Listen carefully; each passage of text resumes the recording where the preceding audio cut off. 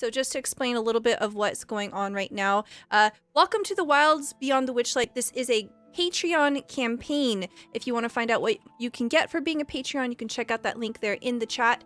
All these lovely people here support this community. Because of them, we can do cool things such as run marathons, run one-shots, and this is a way for me to say thank you so much for all of that, the support that you give, and also I'm sorry for the trauma that will inevitably be put on your beautiful baby beans. But I like trauma. well, good. Good. That's very good. There are a number of ways that you, our viewers, can influence the fate of our game.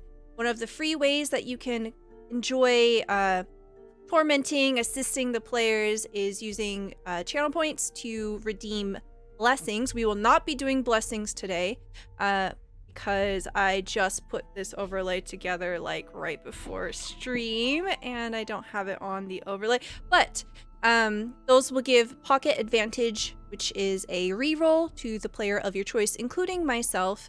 And if you want to add a narrative, if you want to change the narrative of the story, you can, I'm sorry, $10 draw from the deck of many. And thank you so much, Diablitio, for 5 cards. All right. This is a very simple, God, I'm sorry. I am so off my game. I have pieces of chocolate on my desk and I really want to shove them into my mouth, but then that means I have to stop talking. Wait, why don't just hide it with the cards? You know, just lift up the hand of cards. I have to and eat the chocolate. 10. Yes, exactly. So the way this works, you just tell me when to stop. Can you draw Fireball? No. Oh, well. Do it 3 more times and then undo it once and then draw. Tell me when to stop. Stop. Oh my God, I'm so mad right now. All right, zombie. Wait, I thought I was first. Yeah, you were first. Oh, okay. Yeah, you were I first. reveal them like in the story when I think it's Okay. most appropriate. I'm Yeah. new to this. Yep, no problem. Zombie. Yeah. Okay. E Street. Stop. Okay. Maddie is just gonna let Stella go. Riley. GeekDice.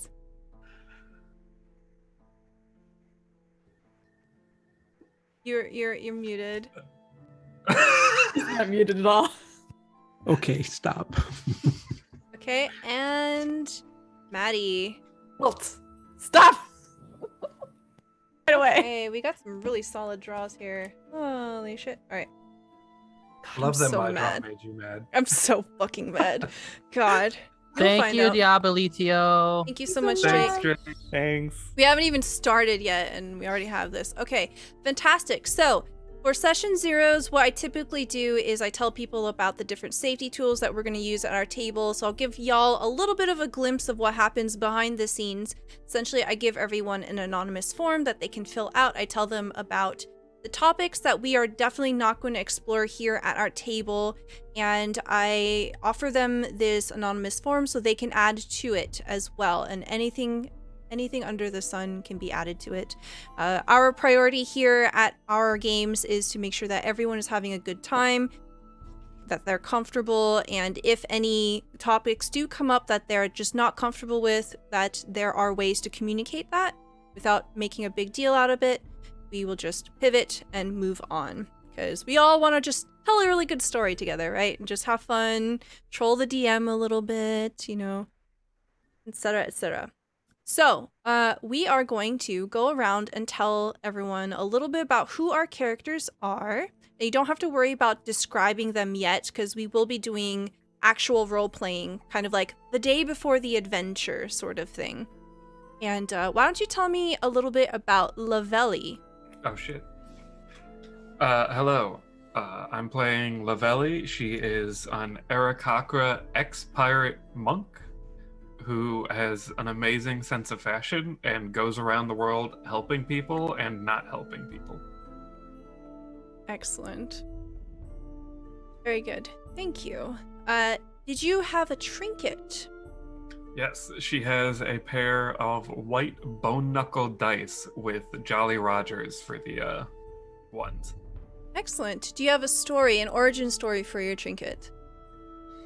on one of their excursions, they were attacked by a very, very large shark. It took the whole crew in order to finally take it down. And after killing it, they pulled it aboard, carved it up, turned it into meat, and everyone on the crew took one of the ribs to carve into a different piece, while Lavelli turned hers into a set of dice. Excellent. I like that. Thank you very much. Why don't you tell me a little bit about Chester? Oh, hello.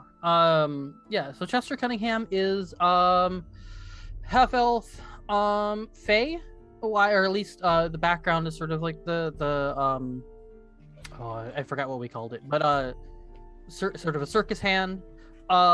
He sort of deals in wild magic. He was sort of given the magic from the circus itself. And so yeah, his background has always been, he's been interested in books, reading, things like that. His parents were sort of led him to that, and I won't go too much, I guess, into that.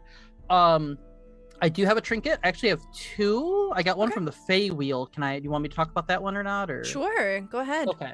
So the first one I got, my original trinket, is a golden whistle made of, or a whistle made of gold-colored wood, and I had gotten that one from my friend Alexander, who is a bard, who was very interested in giving it to music, and sort of gave it to me as a good luck charm before I headed off to the circus. It's sort of I'm with you, buddy, you know. And so yeah, and then I got another trinket, which is a 100-sided die the size of a palm cut from coal. So that was given to me by the people at the circus, sort of the sense of my power. And so it's on a staff, and on top of the staff is this like 100-sided die that's in that such description. And so I thought it would be kind of cool to sort of have that and use that as like the magical source of power. That's awesome. Very, very cool. Thank you so much. Why don't you tell me about Kalik? Kalik's parents were big-time adventurers back in their day.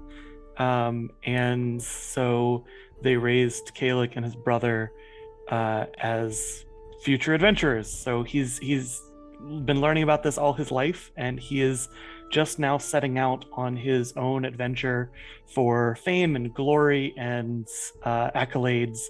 And adventuring's kind of the only thing he knows about. That's excellent. I can't wait. Do you have a trinket? I do have a trinket. I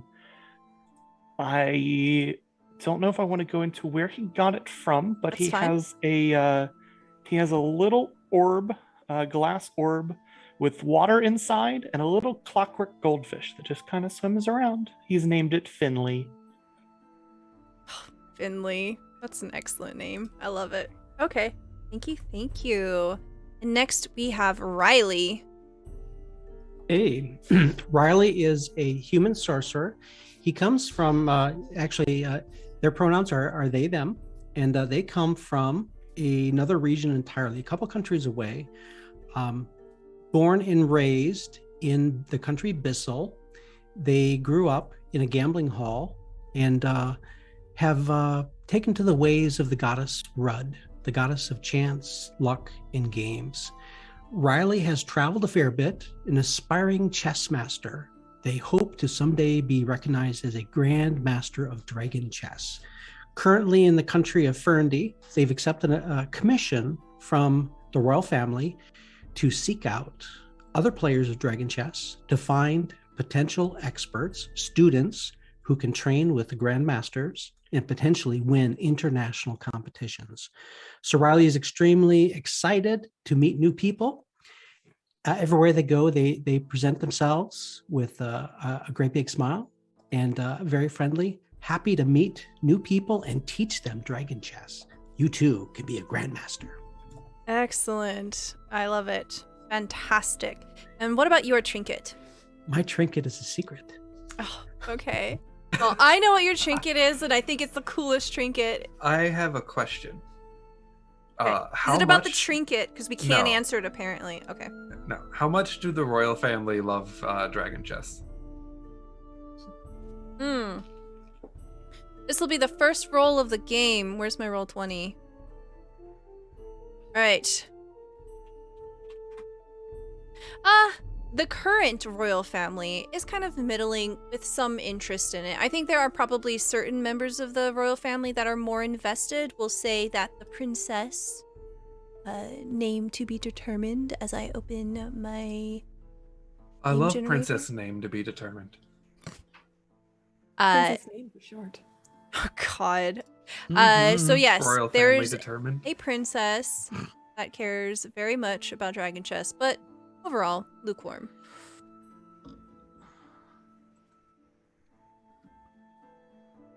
That was my question. Cool. Why?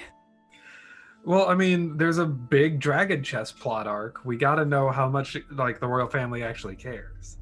Okay. They're, All right. they're paying me. They are indeed. Mm. Okay, thank you so much. And last but certainly not least, we have Ricaria.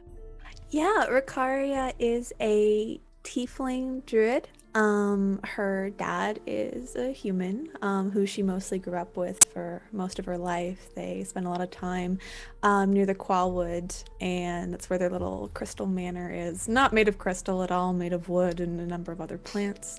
They had like a little farm that was nearby, and they grew up, they used she/they pronouns as well, and they grew up in relative solitude, but there's a few other things that were kind of lurking in the Qualwoods that she shouldn't have interacted with, but sometimes she did. Her mother is a tiefling, but actually a Cambion in disguise, who is the general of the one of the armies, I think in Chendel. And she didn't see her mom very much growing up, but sometimes, as her mother is a cleric of Cord, they would occasionally send sending spells to one another to, communicate their love for one another. And Ricaria's trinket is a nightcap that they wear that brings them a lot of comfort. This nightcap is patchwork, and it is one of the only things that her and her mother had made together when her mother finally had time off. They sewed it together, and it's like a little patchwork of, different fabrics and such. And it means the absolute world to her. Excellent. Thank you very much. Before we continue on, thank you Adam C. Vargas for the 2 draws from the deck of many. Chester, you get both of these. What? What? Zombie's about to be stacked or dead. Oh, This for is- God's sakes. this is why you don't Hello. complain. Hello, Adam. I appreciate everything. Tell Uh, me when to stop. Stop. Okay, tell me when to stop. Stop. Okay. Y'all are making my Wow. backstory. How about that? It's going to be 3 death cards. You must fight an evil demon. It's gonna be a wild session 0. Holy shit. Before yeah. Zombie I'm ever not meets ready for anyone this. else, he's about to fight 3 Reapers. Hold on, I gotta message B real quick to make me a new character real quick. Yes.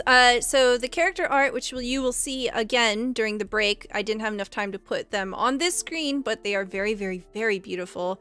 Actually, maybe I can do it real quick while we are talking. Actually, I'll do it in a sec. You'll see it on the break screen. Very, very good. It is all done by Bikaki. Yeah, you can see Riley's over there. Very good work. Highly recommend to check them out. Beautiful, beautiful. And Yes. very Whoever- reasonable rates. They should actually charge Yes. way more than they do. Very Yes, beautiful. They currently are doing 2-hour speed paints, and they are just as good as portraits that she was doing or is doing. I don't know the certain case in that, but yeah, anyone who ever gets a chance to check out her art should. It's wonderful. It's amazing. Yes. While I do this real quick, Ricaria, why don't you tell us about your little snake companion? Oh yes, how could I ever forget this here? Always traveling with Rick is Sir Lancelot. Rick had met Sir Lancelot a number of years ago at this point. She doesn't even know how many years they've been together, and they've been with each other since Sir Lancelot was a little hatchling. She's raised him since. He's very friendly. He doesn't really, talk much, but he's more of an emotional support support snake, and he's just the best boy in the world. Mwah. I love that. That doesn't work.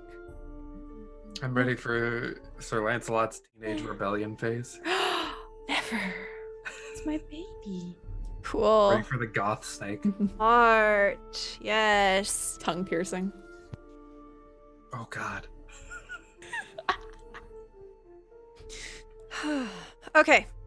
All right. We are going to start with a mini game. This is the Session 0 mini game by Megan Cross. Essentially, there are 4 decks that we can pull from, and we'll go around and answer one question, and then we're going to go ahead and get into our Session 0 actually role-playing. So I'm going to start off with Ricaria.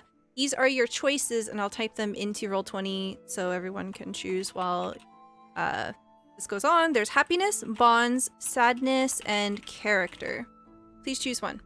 I think bonds. Bonds. Okay. Yes.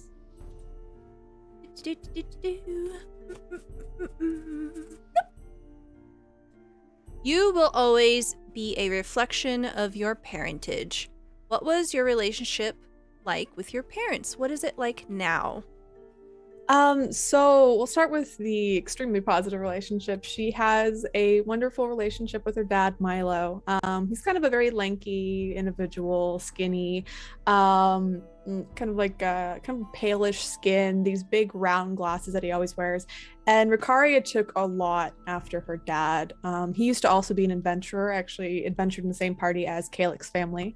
And he's instilled this sense of beauty and wonder for the world in Ricaria, and the empathy that it takes to be able to take care of, nature and the creatures in it, whether they are considered to be just creatures or monsters. As Ricaria's primary focus and what she wants to do and get out of things is the preservation, documentation, and conservation of various creatures and monsters in the world. So she's taken a lot of what her dad believes and has integrated that and focused that into her own life. The two of them have an excellent relationship. He's recently sent her out into the world and is like, hey, I don't want to keep you at home anymore. I want you to socialize and meet the rest of the world and decide for yourself what you want to do. So, be free and go. So they have a good relationship. When it comes to her mom, unfortunately, it's a bit more absent. She loves her mom very much, and she knows that her mom loves her. Her mom is this 6'10", big Dommy energy, sort of general, very hot to other people besides Ricaria, because that's weird. But again, like I said before, her mom sent her letters and sending spells to tell Rick that she loves her, but unfortunately Palm, her mother, doesn't come home a lot. She's too busy in Chandel. She's very focused on what she's doing, and they don't have the pieces of the puzzle for their relationship aren't fully connected. Ricaria would like a better relationship with her mom, and most likely vice versa, but unfortunately Palm is very career minded and hasn't taken enough time out for Rick. So yeah. Very, very good. Thank you. Riley, happiness, bonds, sadness, or character? Sadness. Sadness. Ooh.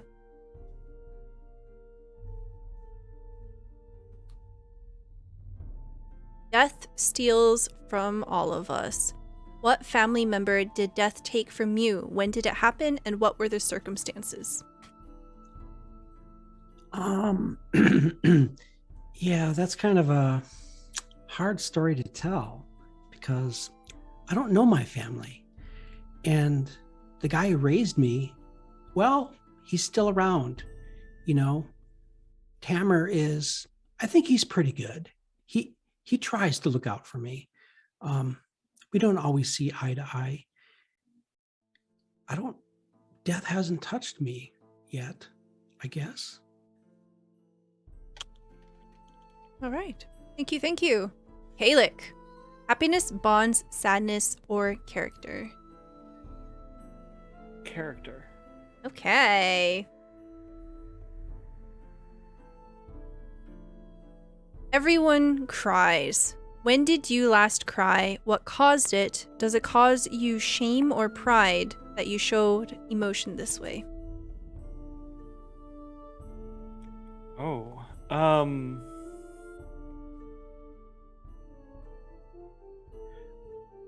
I suspect Kalik probably hasn't cried in quite a while. His parents' focus on teaching him to be an adventurer was mostly survival and making an impression on the people he meets, and any sign that could be construed as weakness, they would have been like, you can't do that if you want to win the hearts of people. You have to always look like you're strong and capable, and any quest that they need you to do, you can do it. So he was probably 60 years ago, injured or something, and cried as kids do, because he's a kid at the time. And his, like, not that his parents were mean about it, but his parents were just like, this is a lesson you need to learn now, is that that's not a thing you can do publicly. You need to rein that in. You can do it later, go back to your room in the inn, do it there, but not in front of people. So he probably sees it as like a little embarrassed of like, I can't believe my parents saw me do that, and that they had to sort of kindly reprimand me for showing that. Okay. Thank you very much. Jester! Happiness, bond, sadness, or character? Has every one of them been picked so far? So I don't think Happiness Bond hasn't. Okay, all right, then I'll do happiness. Happiness. Want to get all of them out the gate. An advantageous meeting has stuck with you. Who did you meet and why was it so significant? You still talk to this person? I suppose to go on my journey to the circus. I guess an advantageous meeting would have been my last one with my friend, who I misspoke earlier. His name is not Alexander. His last name's Anderson. It got me confused.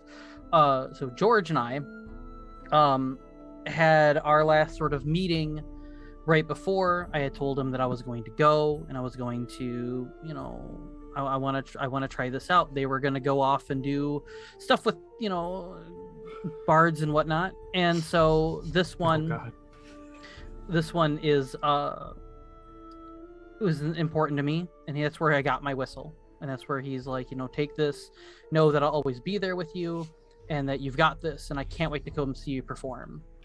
And he doesn't know where he is, because once he went into the circus, he sort of didn't know where things were anymore after a while. And I don't know how far you want me to go into that. No, you're good. Excellent. All right. Lavelli. Hi. Happiness, bond, sadness, or character? So they've all been picked now. Can I get one of each? No. I have a lot of deck of many cards on my desk. I want to make sure that they all get played, so this is When you only close your eyes, what's the first number you see? 4. It's always 4. I'm always All going right, to pick 4. so then the fourth one. Okay, character. And then the other 3. We all have our secrets. What is your biggest secret? You don't have to answer this one since it's literally session 0.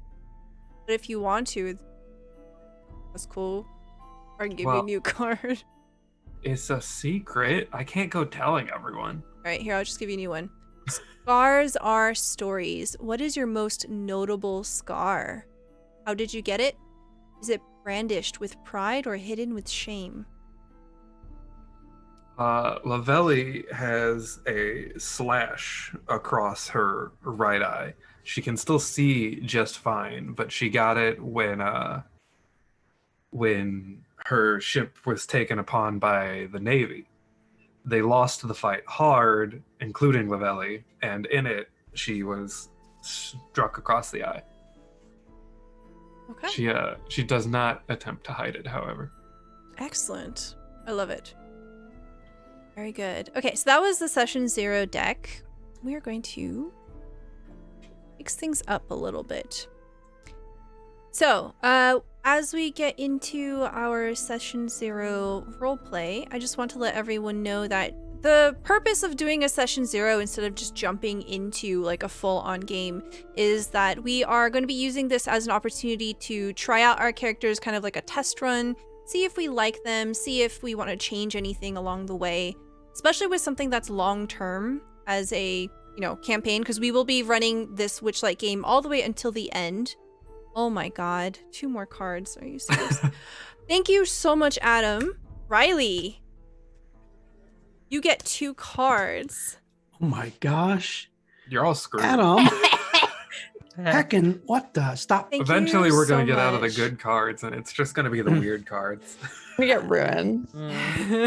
Actually, give me ruin. I have a whole idea for it. Oh my god, ruin for level 1 character. Holy sh! Are we even level 1 yet? Yes. Tell me when to stop, please. I already did. You need to go through it again. All right, Stop. Reverse. one Now more. pass go. Watch out, real smooth. Wow. Wow. Okay. Stella's very scared. And naked. You just drew 2 bad cards. That's okay. Wait, Stella. Thanks, Adam. Before anyone knows anything, could we do trade deals? Ooh. Negotiations. I'd give Sure, you why one not? card for Okay, 2. so Ricaria has 1, Riley has 3, Halic has 1, Chester has 3, and you have 1, Lavelli. I'm keeping mine because it makes you upset. Okay. If someone wants to relieve a card on me, that's fine. Yeah, does Oh. anyone want one of Riley's quote-unquote bad cards? Give me a bad card. I'm okay. All right, we'll just leave it. Yep. Cool idea, but we'll just leave it. Mhm. Okay. Music change. I was like, what music? And then I remembered I have the stream muted. All right. Mhm. Oh, if you're in roll 20, you should hear the music. Okay.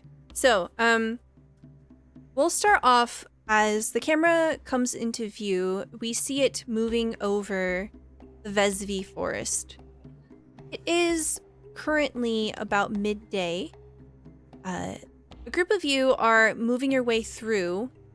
There is a weather-beaten path that makes maneuvering through the Vesvi forest a little easier. You're able to move between these thick, gnarled trees. And as you're making your way through... As you're You gotta making your break, way Stella. through, there is a clearing up above in the canopy, and as you look up, you can see in the distance that there are a number of dark shapes moving through. And as that goes on, Adam, thank you so much. Lavelli, you have 2 draws. Oh, That's God. what you get, V. All right, just take them both right off the top. Just stop now and grab them both. Okay. Okay. I don't know how So- the fuck. I just need to know, how many cards are even left? There are 1, 2, 3, 4. Wait, don't 5, tell them that. 6. They'll start There are buying them. 6 cards left. Okay, it just seems like we've gotten a lot of draws, so it's just like, I'm like, You is there did like get a just lot of one? draws. I'm like, is Doesn't there just seem like one that. left now or something? There are 6 cards left. Okay. So as the group of you are moving, I'm gonna say Ricaria and Kalik, you are next to each other on the forest floor. And in tow is Riley, a few steps behind you. The group of you had come together on the road a few days back.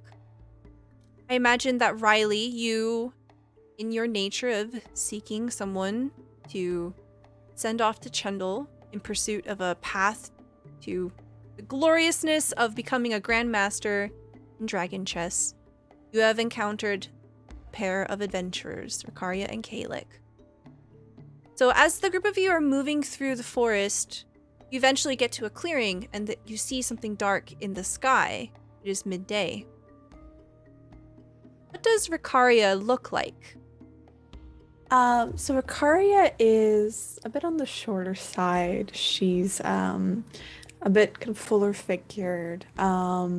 She has on like a brown leather corset and kind of this green top.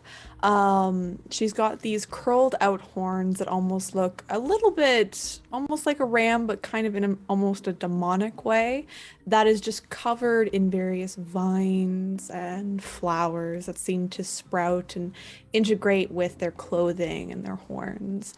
She also has a little snake. Everything's made out of gold that she has. There's like a little snake earring that she has. And she also has a gold nose ring, the septum piercing. She moves very assuredly in every step that she takes. Even on dirt paths, you can see that when she takes a step underneath her feet, that little sprouts of grass kind of grow up. So when they walk in the forest, there's like the grass is only like maybe half an inch or quarter inch higher than everything else everywhere that she walks. So if someone has a sharp eye, they can kind of trail her and where she goes. On her hip, she has a large ring, almost like a key ring that's there, but instead of it being keys that are attached, there are various books that hang there, each that are labeled in kind of alphabetical, like A to C, D to E, that sort of thing. And inside each of these books are numbers of pages. You see that there's pages that have yet to be filled, some that are already filled. Included on the other hip that she has a inkwell and a thing of charcoal and a little pen that she can dip into the ink. So whenever they run into various creatures or monsters, she can take one of the books, whatever it's from, whatever either it's named or she decides to name it. And she can make little drawings, and she can make little notes on what they are. But overall, her shoes are a little bit very well worn. She hasn't had new shoes in quite a while, but she doesn't seem to mind. Anything that needs mending in her clothes, they seem to have been stitched shut by various very sharp little thorns and vines, and they're held together by little plants and stuff. And as she moves, she kind of looks up into the canopy. You see that her pupils are very large, taking up almost her entire eye. And the irises that you can see the color of, she is heterochromia. So the left one is yellow and the right one is blue. And she kind of blinks, looking up into the canopy, ready to take out one of her books and potentially document what's there. So as you look up, please tell me when to stop. Adam and Godfather Ray, thank you so much. You'd have 3 draws. Oh my goodness. Okay, stop. Okay. Stop. Okay. I can't breathe much because corset. Stop. Oh no. Oh my god. Soon enough, Stella's just gonna go left or right. All right. 1 or 2. Kalik, you have 2 draws. Left and center. Okay. There's 1 card left. Wait, what happens if you give a card to the DM? You can't. Oh. No, she says that, but she also knows what the only card left is. Yeah. True. I don't want that card. Is it ruined? Give the DM ruined? So, Ricaria, as you look up into the sky, you see these dark shapes, and something kind of leads them at their foremost. Your eyes catch onto this glimmering, shining object as it cuts through the heavens, brilliant shade of light. Pick any color. Purple. Okay, you see a purple star arcing across the sky. You have drawn the star card. You can choose any one of your ability scores and add +2 to it. Oh my You goodness. cannot exceed 24. Oh. So I think seeing this kind of purple streak of light in the sky, I think a lot of her, because Ricaria is very self-assured. She had a lot of love, at least, from both her parents. She's a very self-assured person, and their force of will just kind of becomes stronger seeing this, especially as a good sign. I'm gonna up her wisdom from 16 to 18. Very good. Okay. Oh my god. Next to Ricaria is Kalik. Kalik, can you please describe your character for me? So Kalik is a tall, high elf, standing just over 5'9". He's dressed in very nice clothes, but they are not matching clothes. As though he has sort of mixed and matched his favorite individual pieces without any concern for how they go with one another. Similarly, he wears some leather armor that seems to have been made from multiple sets pieced together piecemeal.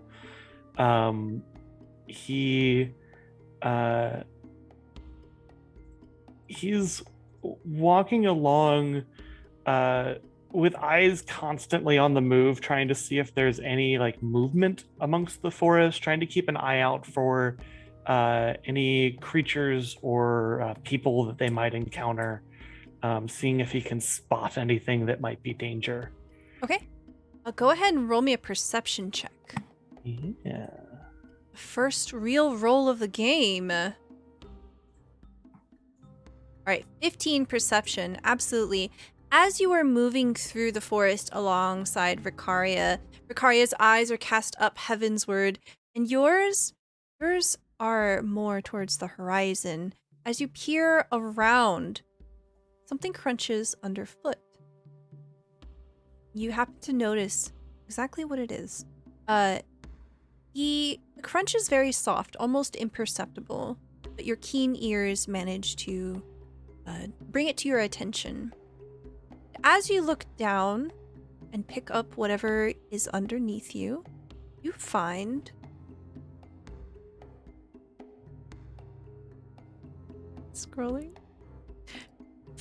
a necklace. It seems to have been obscured mostly by dirt. And as you pick it up and you brush it off, you can see that there is a sort of copperish texture and finish to the amulet and the chain. It looks interesting. In the very center of the amulet is a small ruby. It's not any particular cut, it's actually a raw stone. You can see that it has some facets of crystalline sort of design. As you hold it in your hand, it doesn't look extravagant, but it does look useful. Oh. Well, I've only just left and already picking up treasure. An auspicious start. I think it matches your outfit. I think so too. Yeah. Do you want to put it on? I think he will. I think he'll put it on and make sure that it's nice and prominently visible at the front. Okay. All right, nothing happens yet. Okay, as the two of you are moving, trailing a few steps behind is Riley. What does Riley look like? Although Riley wears traveling clothes, it's apparent that they're accustomed to dressing well. Their clothes are well fit, obviously tailor-made. Everything is very neat and precise. Riley appears to pay great attention to their clothing. Red is their color in every regard. Everything is different shades of red. So Riley is extremely thin, about 5.5 foot tall human. And as you can see in their portrait there, always beaming with a smile. So I think as they follow Ricaria and Kalik, they're observing everything that's going on. Oh, that's interesting. What have you found there, Ricaria? And I bring out my magnifying glass and I'm looking, and I share the magnifying glass. Can you see that little detail there? That's very interesting. It's so neat. So as I extend my magnifying glass, you can see that the cuffs of my shirt that are exposed there, they're dribbled in ink, stained ink. I've got the telltale signs of an academic, ink stains on my clothing. Excellent. Yeah. As you kind of step forward to investigate this new thing that Kalik has found, something crunches underfoot for you as well. And as you look, go ahead and give me a perception check. The forest of lost treasure. Yeah, Loot and apparently. 14. 14. Okay, with a 14, you discover that there is a similar sort of gem. This particular one is actually green in color. You would have very clearly missed it if you had not happened to step right in that exact moment and space. Fortune shines on me. Oh, delightful. What shape is this gem cut into? I think it's shaped like a heart. Okay, you pick up a green heart. Ooh, that's a bad sign. You have drawn the gem card. You don't know it, but this gem is worth 1,000 gold pieces. You can add it to your inventory. Dang. Nice. Thank you. Level 1, 1,000 gold pieces. Jeez. He's got to spend it all on chess. Like, if anyone was going to get it, you're lucky it was him. So, as the three of you are gathered here, Ricaria, your eyes were drawn towards the sky. And as you look up, you see those dark shapes that were trailing behind the star. Go ahead and roll me a perception check. Okay. Let's see how well I can see. 17. Very good. With a 17, your eyes hone in on these, and you realize those are wooden caravans. They are moving, being drawn by horses and foxes and mice. And most notably, each one of these creatures, they are the size of beasts of burden, as they should be, but they have these massive butterfly wings. There are swirls of color, intricate designs, and the sunlight seems to shine and sparkle off of them. I think as Ricaria sees that, she points upward and she's like, look, lady, I don't know what that is. It's like some creatures with like wings. I've never seen anything like that before. Do you see it? And she'll look between Riley and Kalik. And as it's brought to your attention, you clearly see exactly what Ricaria says. You definitely had to draw Kalik's attention away from admiring his new trinket of jewelry, because he was staring like right at it when you were like, look at this thing, and he's like, huh? I think we must investigate. Unfortunately, I can't fly. But maybe we can see where it's going. Maybe they leave like a trail. And Go ahead. sorry, go ahead. I was going to say Ricaria is going to try and see if they can see where it's going. So it is very far away, right? So you can't really tell where they're going other than away from Chendel, towards the heart of the forest. However, your eyes are all cast up, and as you're looking, you see a single dot, black dot, slowly falling. Do you see that? We should run. We should catch it. And Ricaria is just going to start booking it towards whatever's falling, try and catch it. We should go after her. She'll get herself into a whole mess.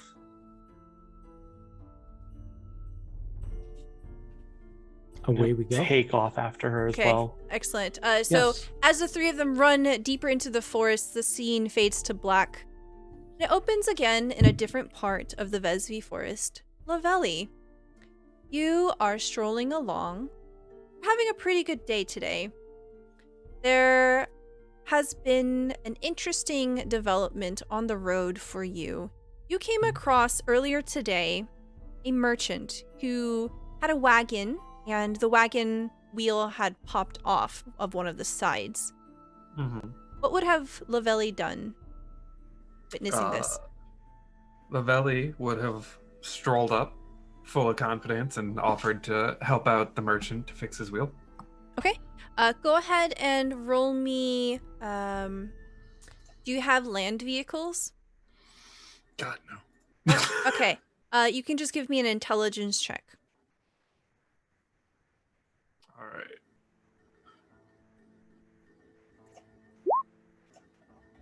Okay, 20. Oh my gosh. Yeah. Wait, what? Very good. Okay. Yeah. So you kind of look at the wagon, and for reasons that we don't need to explain right now, you are pretty comfortable with wagon design. And Well, it was just a real simple fix, you know. It just popped off. Nothing was even broken. the merchant looks a little nervous, kind of sweating and pushing hair from their face, and they look very troubled. You can tell that it's been a few hours of struggling with this thing. But together, you at the assistance, you're able to pop it back on, make sure it secures into place, and the merchant tells you, "Thank you so much. Because of you, I think I'll be able to make it home today before dark. What is your name?" Why, you can call me Lavelli, and I'm always happy to help.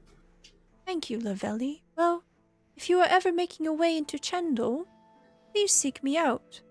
My name is Maria, and I run the Crystal Cobbler." Lavelli tips her hat a bit. "Is there anything that I could give you as a token of my thanks? I don't have any coin on me." She crosses her arms at that and looks thoughtful. Well, now, I'm not quite sure what there would be to give. "Oh, you are very kind. Well, you seem to be quite on your feet. You seem to be going somewhere. If you ever find that you're in need of some help or you're in a spot of trouble, please seek me out. I can always use an extra pair of hands at my shop." Of course, perhaps we'll meet again. "I hope so. I wish that there were more kind people like you in this world. Have a good day." She nods again. And the wagon slowly begins to drive away. You have drawn the throne card. At any point, if you ever want a part-time job in Chendal, you can get a job at the Crystal Cobbler. Hell yeah! Heck yeah. We did it. Campaign's over. I've got a Heck new job. Okay, but that happened a few hours ago. Now it's closer to midday, kind of coming over noon, and you're making your way through the forest. And as you look up, you see a dark spot in the sky. What's it doing? It's getting bigger. She's gonna stand there for a minute, thinking about it. Okay, you look up. Wondering why it's getting bigger. You look up at this dark spot in the sky, and it's getting bigger and bigger. You realize something is falling right towards you. And you realize that's a person. Huh. Now, how'd they get up there? Is there anything you'd like to do as this person hurtles towards the planet? How far up are they about? Like, how much time do I think I have? Maybe like a minute. I don't know. God, don't make me do math. Probably like 30 seconds. All right, she spends like 5 seconds watching and looking up before stretching out her wings and flying up to catch them. Okay, excellent. So we kind of fade to black there. Chester, you've been having a pretty good day so far. You, over the last couple of days, had helped the Witchlight Carnival get everything together, and it's time to go to another plane of existence. Mm-hmm.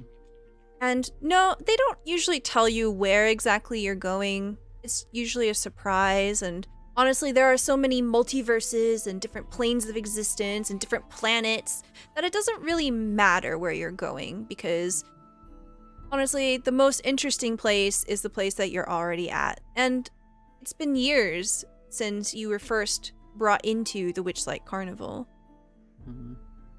The magic of this place has started to wear off on you as you do the same thing every single day. You see the same people every single day. The only difference is where the carnival gets set up and the people that filter through. You are in the back of a wagon as it hurtles through the heavens of some new place. Whether it was because you didn't wear your seatbelt, or perhaps an unseen betrayal, somehow the door of your caravan swings open and you fall. Oh, I'm so happy I waited so long. Amazing. Oh, it's so much better now that I just watched for a while. Chester. Yes. Always wear your seatbelt, man. Chester, you are falling. You are so high up. You're probably like a mile, 2 miles up in the sky. And now you are falling. What's going through Chester's mind as you're falling and the caravan is just flying away? Chester is probably at the moment momentarily freaking out because he's been on these trips for a while. And I think just the mundane of, okay, another circus, another day. I've been doing this for so long. He's just like, I want to get this over with, and gets in the caravan, and doesn't remember that this part of the world, because this direction is crap, is very bumpy, or there's a lot of bad weather in the air, whatever the case. And it just plops right open. And he just kind of goes off, and he's like, oh God, wah! And he just starts falling like down. So all you hear like in the air, anyone who gets close enough can hear, is just like a big wah going down. No one hears it though. You're the only one who falls out. As you're falling out, you can see that there are a number of different things also falling out with you. You see that there's a trunk. You see that there are a number of items. And you see that some of them are falling a little faster than others. Don't talk to me about terminal velocity or any of that bullshit. Okay, this is a fantasy world. He hasn't been falling for like 12 seconds yet. He hasn't hit terminal velocity. But a number of different things begin to like fly around, and you can see that, oh, this amulet is going that way, this shoe is going that way, and they're kind of littering the forest underneath you. And as you kind of turn in the air, you can see below you is the forest. This is going to be your end. You are going to be plummeting towards a forest, and that's going to be the last thing you see. You will have the chance to do one thing. Scream. Cool. I get one thing. You get one action. Is there anything that you want to do with this action?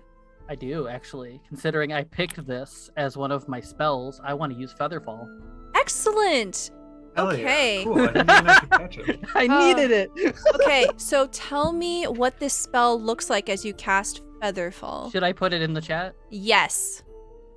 Boop. Is that how we... Yeah. Yeah, okay. Okay. So, the creature's falling rate descent slows to 60 feet per round until the spell ends. Okay. Mm-hmm. So as he's sort of freaking out, he's like, oh God, and he's like, wait, this is like one of the trapeze artist things. And then he's just, boom, and starts using Featherfall Okay. with his hands. Yeah, as you begin to cast this spell, you feel the spell take hold, and as it does, you feel this surge of confidence. You were prepared. Everything's going to be fine. The panic washes away, and when it does, you feel a little stronger. You have drawn the Comet card. You instantly level up. Yes. Wait. Yes. Remember when Ricario saw a purple star Ricario. going by? It was Chester. So what happens is, Lavelli, you realize that's a person, and then you begin to fly up. And the moment that you fly up and put your feather arms around Chester is when Chester begins to slowly fall. So it kind of like does this thing where Chester kind of falls into your arms. You are now flying, hovering, whatever, holding Chester. Chester, this Aarakocra has come up and is now cradling you. Hello? Hey, I'm used to people falling for me, but normally they give me a bit more warning. Well, I didn't mean to fall like I am. I always forget to wear my seatbelt. I'm sorry about this. Who are you? I'm Lavelli. Lavelli. Hi, my name is Chester. Normally I'm with the magic show, but apparently I decided to do impromptu magic. Well, I'd recommend learning to fly next time. Well, well, I'm just very lucky that I learned how to fall with style while within the circus. So This was an act in your circus? You screaming to your death? well, no. Normally I know when I'm falling. This one I didn't know I was falling. I'll say that the two of you have just been like gradually, slowly falling down, and now you touch to the ground. Oh, well, I thank you for catching me there. I think I would have made it to the ground okay, but you never know. You fell a little slower than I was expecting. Almost like you started stopping halfway through. Yeah, I tried. She nods a bit at that, turns you around, dusts off your shoulders. Chester, as you're kind of spun around and the shoulders are being dusted off, you look around and you can see like bloop, bloop, bloop, random things that were in the back of your caravan are starting to litter the forest. And you see something land in the trees, shake some of the leaves, a few branches break, and thud. Something lands about 2 arm spans away from you. And you see that it appears to be a wooden mask of some kind. Oh man, we need those. And then he'll go over and he'll go and grab the wooden mask. Okay, you see there's a small crack in it, but it seems to have been crafted pretty well. Managed to survive the majority of the fall there. It's still functional. We have a seamstress that can fix this? Yeah, the mask seems to have a likeness of a beast's face.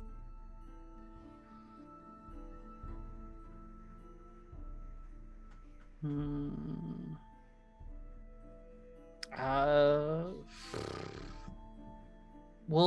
You can just put it in your bag if you want. You don't have to put it yeah, on I'll just now. put it in my bag, yeah. Okay, you put it in your bag. Mhm. All right. I'll say in that moment, the brush explodes as Ricaria enters the scene dramatically. You're pretty sure you're exactly where the falling shape, whatever it was, whoever it was, they must be here. And very shortly after, another whoosh, whoosh, Riley and Kalik join. You're all gathered here in a clearing. I don't know what was falling, but maybe we got lost again. Oh, And they'll look up to see the 2 figures standing there, one in purple and one in red, and say, "Oh, hi. Did you just fall?" Yeah, I kind of fell. I didn't mean to. I'm part of the circus. I guess this is where we're supposed to be. I don't know. I'm very bad at where we actually go. They don't really tell me, but yeah. Well, we're glad you're okay. Yeah. So am I. I was able to sort of fall a little bit on my own, but I have Lavelli here to thank for the rest of the fall not going so bad. And Ricaria will look over to Lavelli and say, Well, that's great. Oh, sorry. Really, really rude. I'm Ricaria. You can call me Rick. That's fine. Or Ricaria. Either way. It's up to you. Hi. Lavelli is currently standing with her arms crossed, just looking at the various trinkets and things just raining around before giving a sideway look over at Ricaria. You said your name was Ricky? I mean, you can call me Ricky. That's fine. I haven't really had anyone call me Ricky before. That's new. Oh, this is Sir Lancelot as well. And they'll gesture to the snake happily, like slithering slowly around their neck, very loosely. And stick their tongue out towards Lavelli. Sir, and who is the snake in the service of? Well, they just decided that their name was Sir Lancelot. I asked them before, and they liked it. We read a story together once when I was younger. So soon to be, not already was. Yeah, I mean, I'm not like a princess or anything. I can't knight them, but they're a sir in that sense, that they're a sir.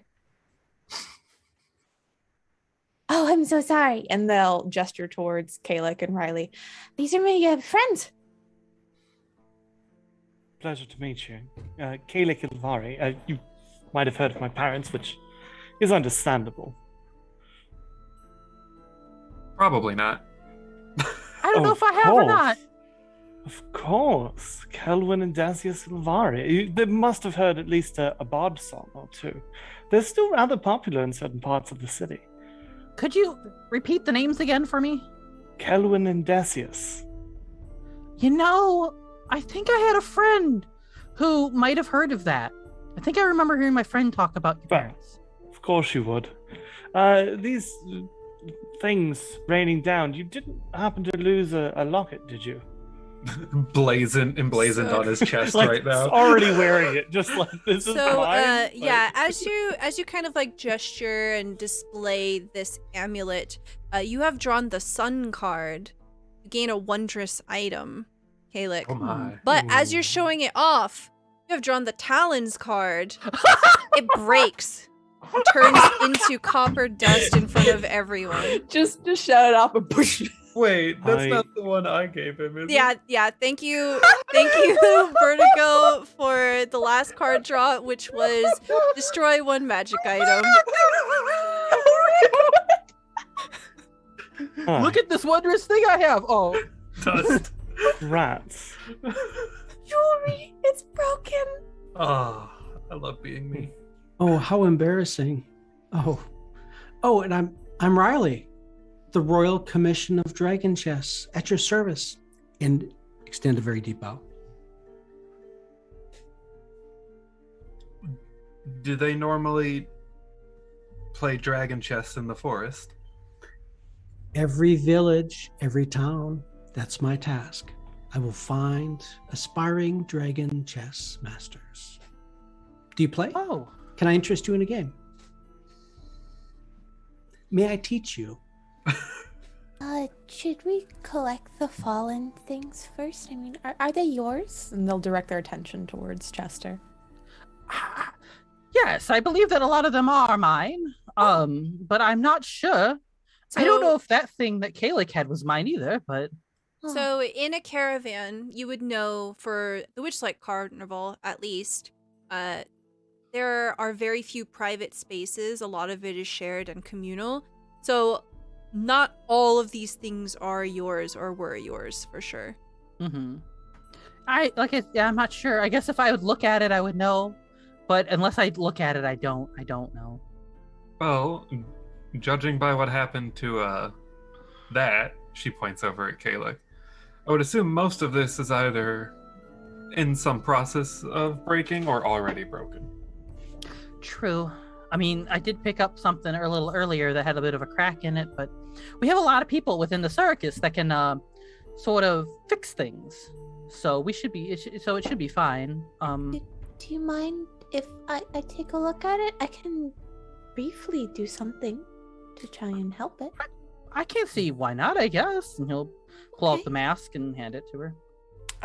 And they'll take the mask in hand, and I think they'll They'll find the some snake. like vines or flowers or something, and basically they will take like a little bud and they'll use druidcraft to have it slowly grow and try to integrate with the wood. And very much like a tree can, dig into various buildings and such with its roots, but use that to almost sew it closed and have it become whole again. But you can see where the various stitch lines of the vines and the roots come into the mask. You Yeah. can hand it back. Mhm. Yeah, you see that the mask is definitely in better form. The integrity is more or less perfect now. Ricaria, can I get a nature or arcana check from you? I would love to do that. I'm good at nature. I got 18. an 18. Very good. So I will say that as you are handling this item and casting this magic of mending on it, you have an extensive background with animals and creatures of the forest lands, and you realize as you kind of turn it over that this, you know exactly what this is. This is a Mask of the Beast. This is a magical item that has 1 charge, and you can use it to cast the spell Animal Friendship as an action, and it regains the expended charge at dawn. Oh. And they'll hand it back to Chester and say, Mhm. If you wear this, you can make friends with animals.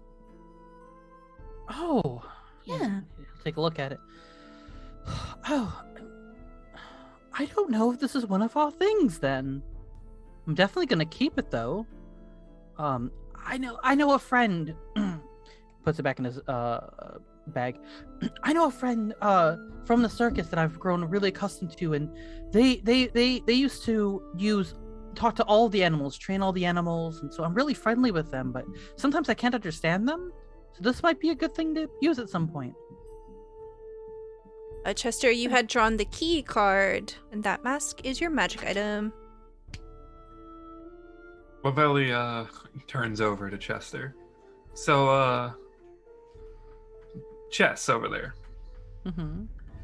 You, the circus, you said you didn't know where they were going? No, I tend to not. Like, out of all the things I do at this at the circus, I don't know what direction we're ever going in. Whatever area we end up in, usually not. I don't usually organize that. I just organize getting everyone together, making sure everything's good, and then help set up when we get there. So then, and I'm sorry to ask this, Mhm. she holds a hand out. How were you planning to get back to them? Well, I hadn't thought of that yet. I just fell. I don't really know my way around most. We go to so many planes. I don't even know where we are half the time. So I don't know. I'm hoping somebody in my place will start putting up some of the tents, and I'll be able to find it that way. But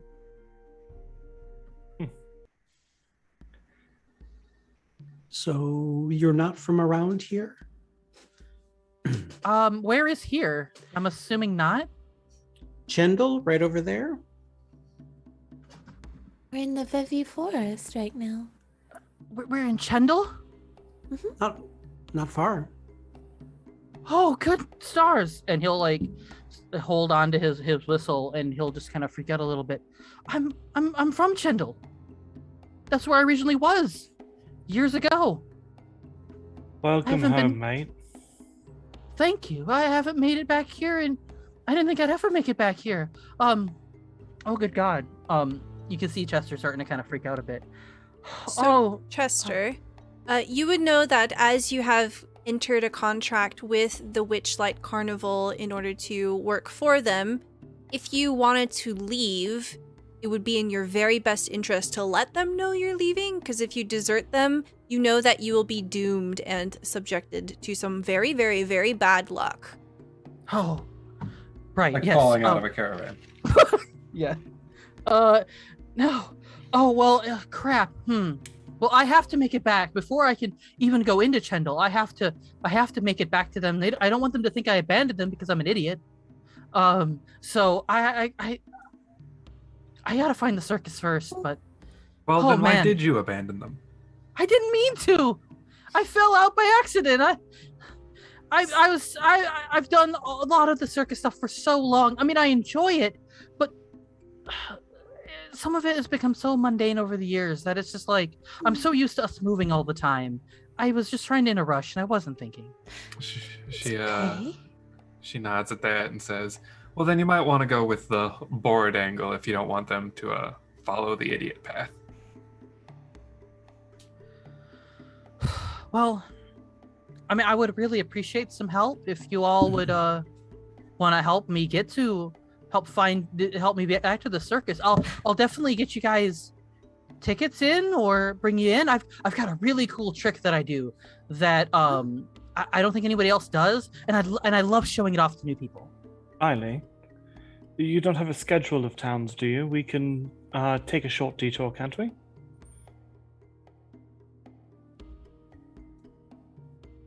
Is that all right if we go and help Riley? Yeah. Do they play dragon chess? You know, I wouldn't be surprised if some people out there would actually play dragon chess. It's worth a try. But I don't know anyone off the top of my head. But there'd be plenty of people to learn if you're interested. I don't know if you just want experts or amateurs or what you're looking for, but Yeah, everybody. You know, you seem a little bit stressed right now. Maybe you could go for a relaxing game of dragon chess. I mean, I could certainly give it a shot, but I'm more concerned about getting to the circus itself. Once we're there, I'll gladly play a game as a thank you. Let's see what we can do to get you back where you need to be. Okay. Ricaria, you feel Sir Lancelot kind of slithering around a little bit on your shoulders and seems to be trying to get your attention. And as you look into Sir Lancelot's eyes, you feel a moment of clarity. You have drawn the Vizier card. You can ask any one question, and I will give you a truthful and forthcoming answer. I think as Ricaria looks towards Sir Lancelot, normally she respects Sir Lancelot's privacy and not wanting to talk a lot. But there's that connection that they've always had, and as Ricaria stares into Sir Lancelot's eyes and Sir Lancelot stares back into theirs, the one thing that is communicated as he's sniffed in the air by sticking out his little tongue, she says, "So you know where the carnival is? Where's the carnival?" And that'll be your question. Okay. Yeah, and Sir Lancelot's little tongue flickers in the air, and they kind of crane a little, and they look very deliberately deeper into the forest. And they say, "It's that way!" And Ricaria will dramatically point. And she says, I think we should go that way. I know I've just met all of you, but I really don't have any choice but to trust you, I think, at this point, so I'm willing to go that path. Fantastic. Rick, are you sure? Sir Lancelot sure, which means I'm sure. It'll be like an adventure, but not like the adventure where we ran into the big toad and we almost got eaten. No more big toads. It's like our first actual adventure. and they'll extend their hands towards Kalik in excitement. I guess I can't turn that down.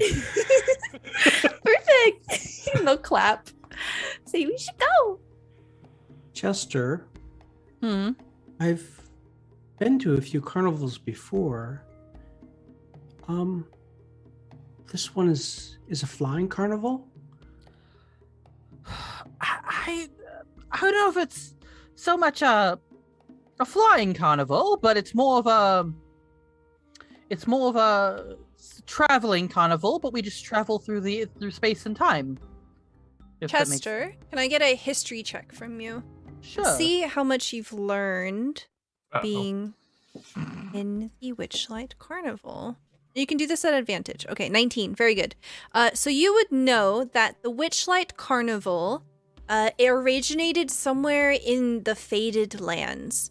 And basically the carnival, it is owned by 2 elves, one of which is named Mr. Witch.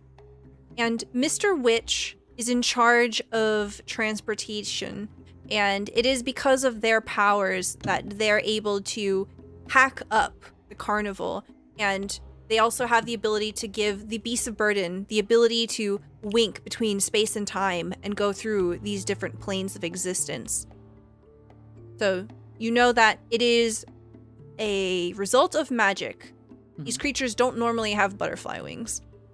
Yes, so a lot of it's magic, circus, kind of makes sense, but that's the gist of it. That's how we basically go around and move around. It's that one. Oh my. It's that one. Wait, Yeah. You've been to the carnival too? Long time ago. How long ago? I was pretty young. Me too. You think it's the same one?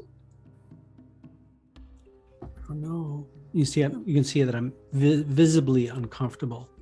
Kind of wringing my collar. Oh. Is it that one? It could be.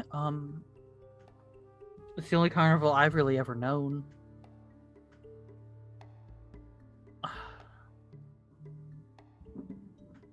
Well, I think it's worth a look. I mean, you said that its transportation is carried by magic, and magic usually means trouble. Trouble means pay. There might be some reward, possibly. I don't. I'm just more afraid of what'll happen when they notice I'm not gone or I'm not. Bleh. I don't know what they'll do when they notice that I've been gone for a while. So,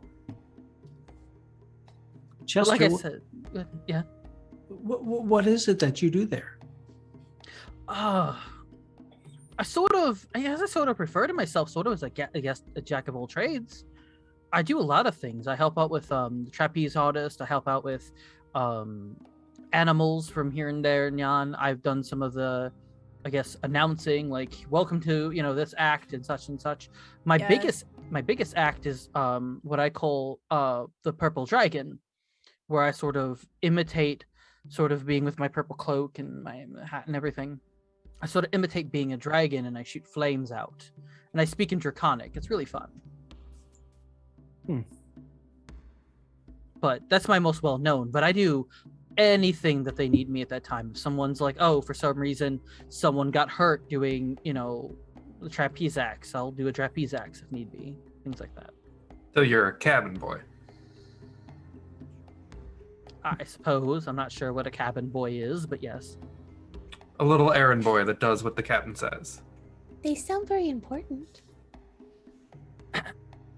Yeah, I guess, yeah. So it sounds like the party, for the most part, wants to help Chester get towards the circus. So you've been given a direction. Who wants to lead the party through the forest? That has legs. Hey. Well, you can't just discriminate against snakes like this.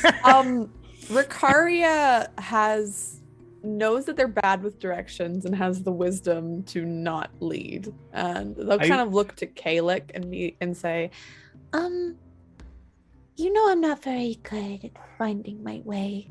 Do you maybe mind taking the lead? I mean, you're the adventurer here. Like, the most experienced, right? Oh, I forgot to do this. Okay. Uh-oh. So this is where the screen kind of pauses and we have a little cute little commercial. Ricaria. So, we'll say that as the group of you are kind of walking, you're kind of walking in a line, no determined leader to make your way through the forest quite yet. And you are all kind of talking about something that happened before, something about strange about carnivals. And the topic just kind of comes up and you begin to share with one another your story. So, each one of the characters were told upon character creation to pick something. Something that you lost. Karia, what was the thing that you lost? So Ricaria, 8 years back, has lost their sense of direction. They're unable to find where they're going, even if they leave a slight trail that they're not really aware of that they're leaving. But they're unable to find their way back anywhere. They're unable to really, like, they see where they're going and they usually get off kilter and they get off track. Okay, so hello, Raiders. Welcome on in. Thank you, Lord Kusumba, for that raid. Hello. Hey, Jay. Hello. We are doing a session 0 of the Wilds Beyond the Witchlight. We are setting this campaign in the world of Greyhawk, and we are going to be exploring the Faded Lands. We are currently doing a little bit of a role-playing exercise, kind of like a day before sort of thing, and we're learning a little bit about these characters. So, Ricaria, you have struggled ever since you went to the carnival 8 years ago with your sense of direction. But also, you realized for some reason, maybe it's connected, maybe not, you cannot tie or untie rope. Interesting. You would never be allowed on one of our ships. No shibari for Ricaria. Riley, what did you lose? You're muted. Dang it, mute button. Lost his voice. Yes. Riley, during their last visit with the carnival, some years before, perhaps in a different country, they lost their tolerance for the touch of others. They cannot stand to have anybody touch them. Okay. For some reason, perhaps connected, perhaps not, you cannot open a door without knocking on it first. Which includes cabinets.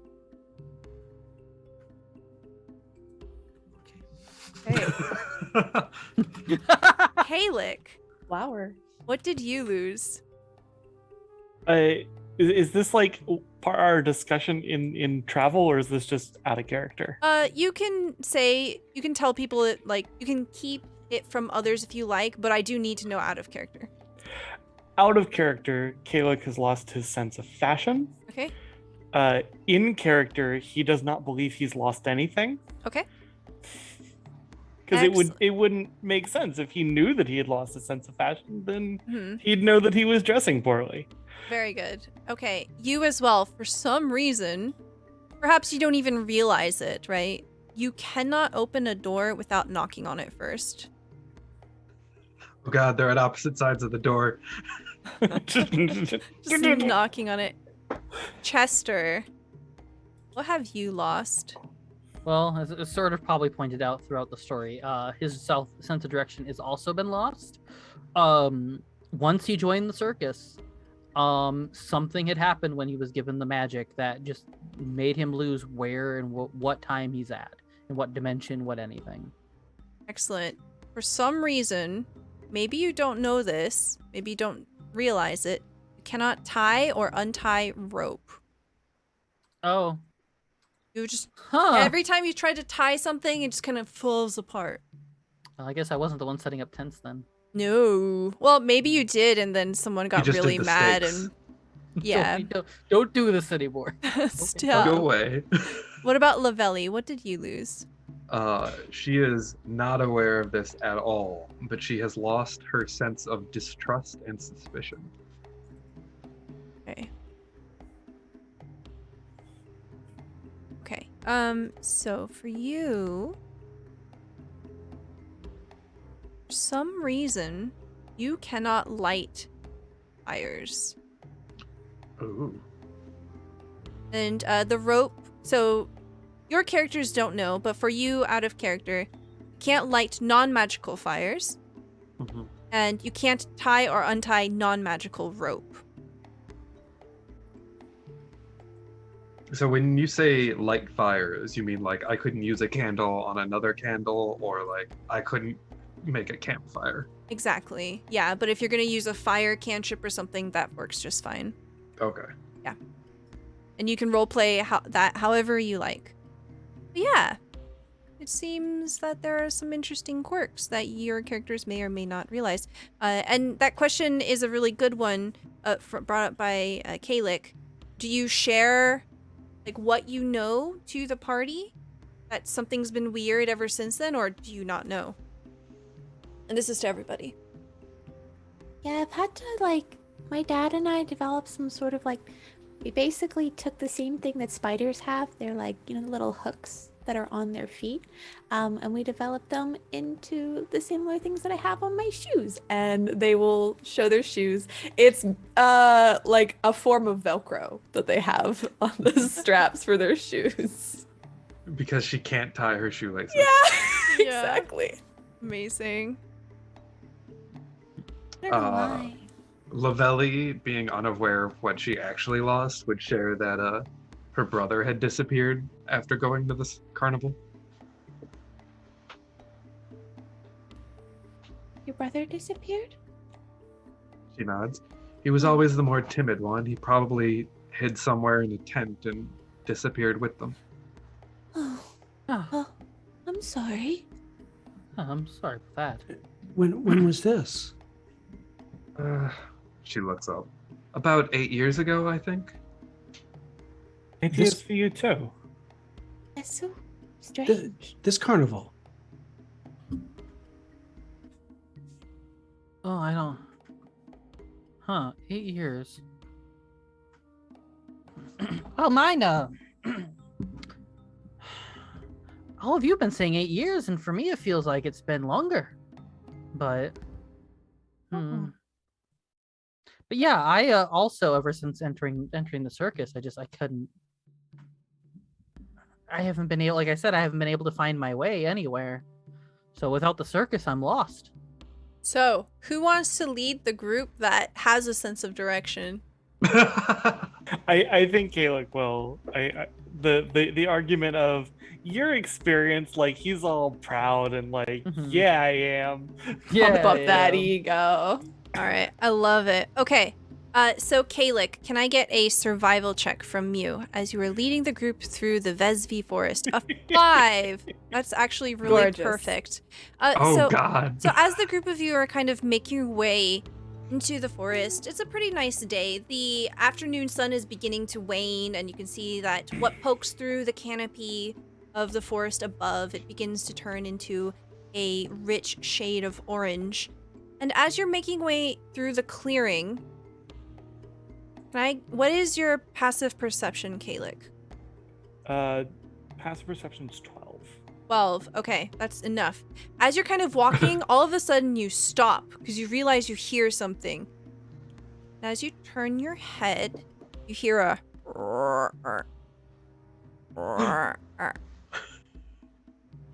and that is where we're going to take our break. When we come back, 2 members of the group are missing. Yeah. Oh, look at the frog! He's a flag! It's a flag. Thank you so much for being here, everyone. Thank you so much for the raid. Thank you so much for the Mhm. cards. I still have a ton of cards on the desk, and I cannot wait We love you. to introduce all of these cards to you. Kalik, you have drawn the Flames card. One of your rivals has returned. Oh, no. Yes. Yes. But Is we it will. like Kalik thinks he's like a great adventurer, but his rival is actually a great adventurer? We will find out the details when we come back from our break. So we will be back in about 5 minutes. Please grab a drink, do a stretch, and we will be back here real soon. We're back. Utopia, thank you so much for the raid while we were away on break. Welcome on in, everyone. This is session 0 of our Patreon, the Wilds Beyond the Witchlight campaign. This is kind of like a test run to check out table chemistry, work out things such as safety tools, and just figure out if these are the characters that we want to commit to our long campaign. We will be playing the Wilds Beyond the Witchlight to completion. So, Kalik, you are leading the party through the forest, and all of a sudden you hear off to the side, and you know exactly what this is. This is a giant frog. Kalik comes to a skidding halt in the leaves, and just in that that same motion draws his rapier, turning to face where the sound is coming from. Very good. You see about 60 feet away from you is a giant toad. It locks eyes with you, and you realize in that moment, you know this toad. There's a specific scar over one of its eyes, perhaps one that you dealt, or perhaps one that was already there. You, in a moment, are transported in your mind to something that had happened to you before. You've drawn the Flames card. A rival of yours has appeared. Your rivals with a giant toad. This is great. Toad, not again! Can Does this happen often? Is this normal? No. Can I please get everyone to select your token and roll for the very first time me some initiative?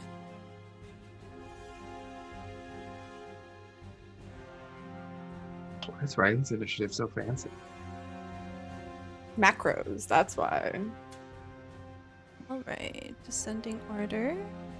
Very good. Okay, Chester. Okay. Hold on. I was gonna say there's 2 13s. Yeah, Kalik actually goes before you. Okay. Okay.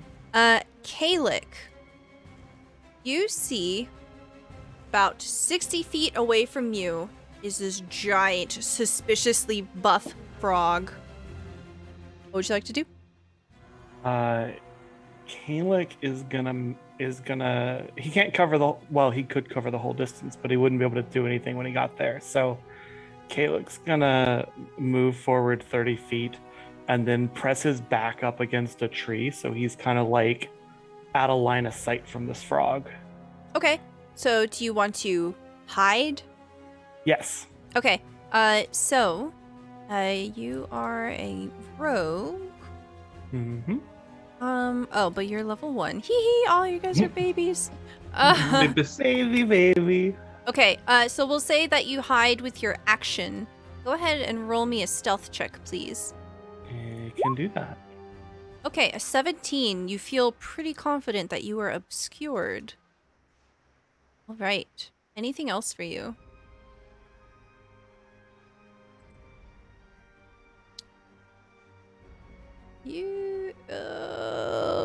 I think he disconnected.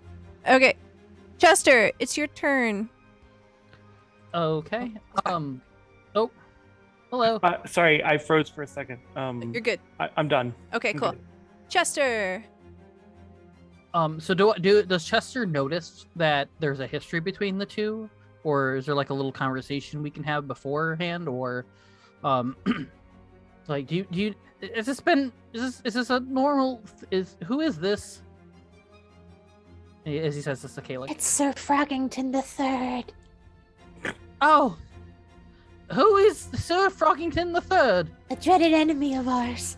Oh, enemy, huh? Okay. Yeah. And then I haven't done. This is my first time using sorcery magic, so I want to go ahead because I learned defense from the circus. I want to use my green flame blade. Ooh, okay. Go ahead and post that into. Oops. That. Here we go. Very good. Okay. All right. So you cast green flame blade on Your melee weapon. Melee weapon. Okay. What does your melee weapon look like? I have a dagger. Okay, So so it's yep. cast it on your dagger. Okay, I'm just trying to see what this save DC at the bottom is. Spell save DC is 13. Yeah. I think it why? just throws that on all spells. Okay. Oh, Yeah. Okay. Yeah. So you cast this on your dagger. A green flame begins to envelop the blade. The frog is about 60 feet away from you. okay. So I guess he'll ready that. I guess.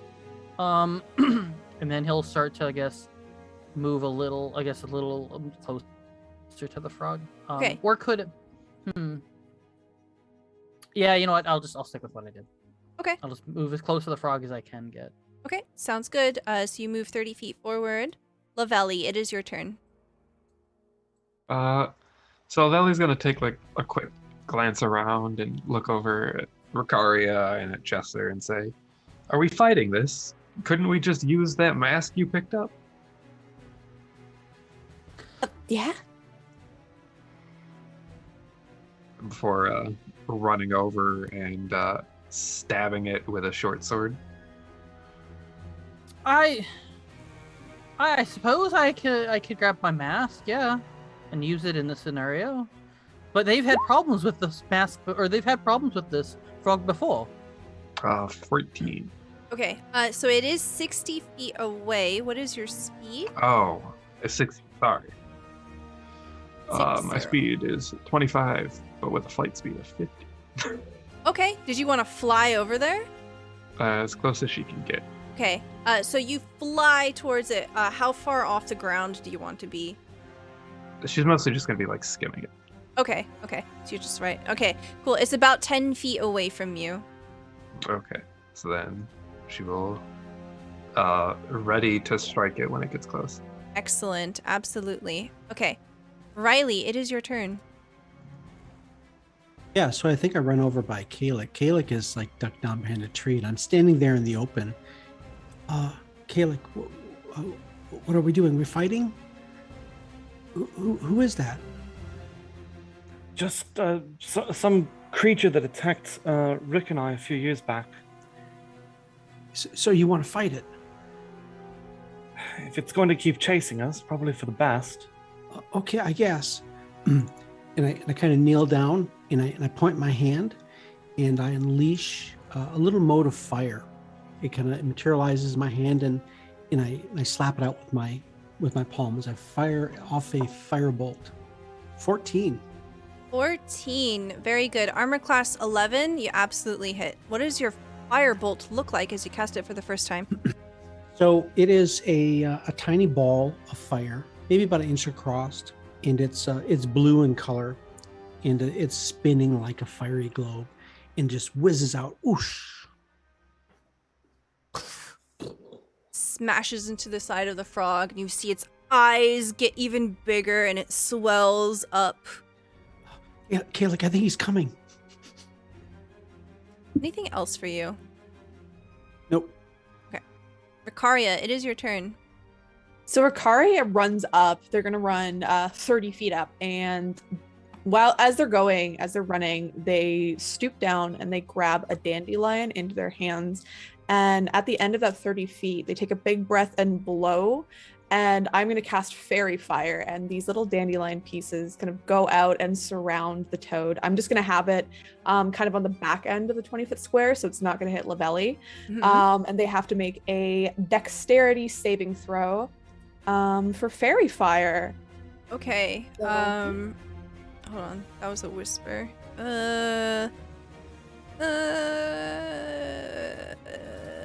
Never whisper. Thanks. Dexterity. 15. It just saves. So go ahead. So like you blow it and you see that it kind of like whooshes out and it's about to hit, and then the frog, as it's like swelling up, it goes, and then it pushes the air out, and then you see your fairy fire just kind of fizzle out. Ah, darn it. I'll try next time. And that's Ricaria. Okay. So how far are you away? So I'm 30? approximately 30 feet away from it. Okay. So it is now the giant toad's turn. You see it go boosh, boosh, boosh. And it moves right up to Lavelli. Your action triggers. I now slash with my slightly curved short sword Excellent. at 18 That is absolutely a hit. Armor class 11. for 9 piercing. Very good. You slash into it and you see this viscous kind of purplish fluid begin to spurt out as you inflict this grievous wound on the creature. Reactions can't trigger bonus actions, right? So you can only use something as a reaction if it specifically says you use it as a reaction. I mean more of the the monk's bonus attack since I hit. Generally, when you prepare something as a reaction, you have to use an action. So you're just basically delaying it at the cost of your reaction. Okay. So, you're right now, you have triggered your action, which includes attacking with your short sword. So you have no action and no reaction now. So, but I could do the bonus action to them punch. Unfortunately not. No? It has to Okay. only be an action. Okay. Okay. The frog will try to bite you. 22. Oh. Yeah. Um, 22 will hit. Okay, so go ahead and roll me. Do you just take the poison? That's a lot of damage. That is a lot of damage. All right. Yes. So you take 5 piercing damage and 8 poison damage. Yeah, that puts me at 0 immediately. Okay. So all of you see this frog just kind of open its massive mouth and it chomps down on Lavelli. See, Lavelli is like half in its mouth now, and Lavelli goes limp. Poof. As they are at 0 hit points. That first attack you do on me every time we play together. I know. It's called the Curse of the Best Friend. Okay. That is its turn. Kalik, it is your turn. You are currently stealthed. Kalik is gonna burst out from behind his tree up to this frog that now has one of his newest companions in its jaws, and probably the only person close enough to see it might be Chester, but there's a little flash of blue in Kalik's eyes, and a little blue light runs down the length of his rapier as he stabs towards this frog. Yeah. Booming Blade. 16 absolutely is a hit. Alright. And 10 damage. Wow. Massive blow. And I'm new to playing rogues in 5e. Coming out of stealth, does that allow me to do sneak attack damage? So if you have an ambush, I believe you do get sneak attack, and for a rogue specifically, if you have an ally within 5 feet of it. Lavelli is not conscious. I was going to say I did. But you were stealth, so you would get advantage here. And when you get advantage, you get sneak attack damage. Okay. So absolutely get sneak attack damage here. Okay. Wow. Max damage. Very nice. Okay. There is, as he hits, there is a little like spark, like static electricity. And the effect of Booming Blade is if the frog willingly moves 5 feet on its next turn, it's going to take some thunder damage. Ooh, okay. Very nice. Chester, it is now your turn. You see that the frog is very, very badly wounded. Aha! I think you have met your end, Mr. Frog. The third thing. And he'll run up to it, and he will stab it with his dagger. Okay. Does the green flame blame add anything to it? To the attack? Yes. With the green flame You want me to blade. repost it? No, I'm looking at it right now. Okay. On a hit, suffers weapon attack as normal. And then you can cause a green fire to leap to another target. So in this case, with only one target, it does not do anything. Do you get the extra fire damage on your regular melee attack? At 5th level, there's... Or did I just use this at I don't... It should be in your sheet as an attack. Green. see. It is the green fire. The flame blade isn't, no.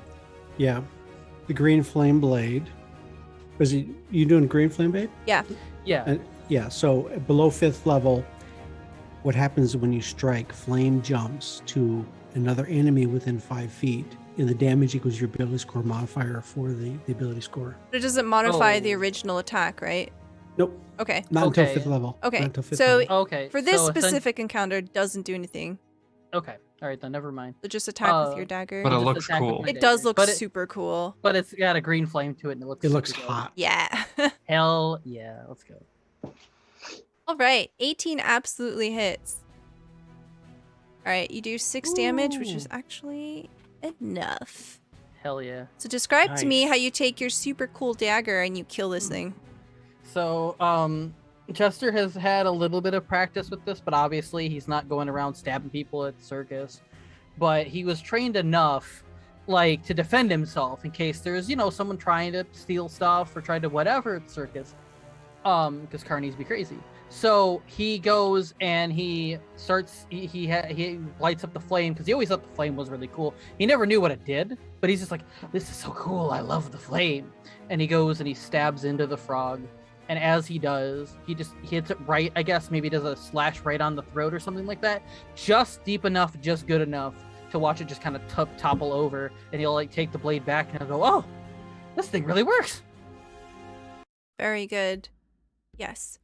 As the toad crumples, you see it its massive tongue just kind of lolls out, and Lavelli rolls out, covered in frog saliva. And you can see that she is unconscious and dying. Actively dying. Got crunched. I don't have anything. So I think Ricaria will extend a hand towards Lavelli, trying to help, and you see those small pieces of the like little pollinated, what are they called again? Little puffballs that the frog had blown away from the previous spell start to come back, and they land on both sides of Lavelli's cheek. And as a bonus action, I will use Healing Word. And that will give you 1d4 plus 6 hit points, I think. So,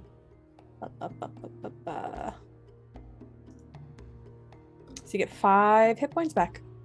Okay, what does this smell like? Wait. So it kind of smells like it's like the fresh scent of like grass after like morning dew after it's just rained. And you can also smell the slight hint of rose water. Did you have a question, Lavelli? I thought you said 1d4 plus 6. I thought it was plus 6, but it's not. It's Okay. 4. Okay. Just making sure. So, Lavelli, as you feel breath suddenly rush into you, consciousness is regained, and you smell rose water and dewdrops. So Lavelli shoots up, like, short sword pointed outwards, looking around, extremely confused, before she sees the dead giant toad behind her. You're okay. You okay? Better than I was. She coughs and slowly starts to get up. Well, I can't fault you for bravery. Quite dashing rushing in there to the front, but maybe don't do that with things bigger than you. As you say that, maybe don't do that with things bigger than you. Oh. It seems as if the body kind of convulses a little right behind you, Kalik. And as you look over, the tongue kind of lolls out again, and you see another person fall out.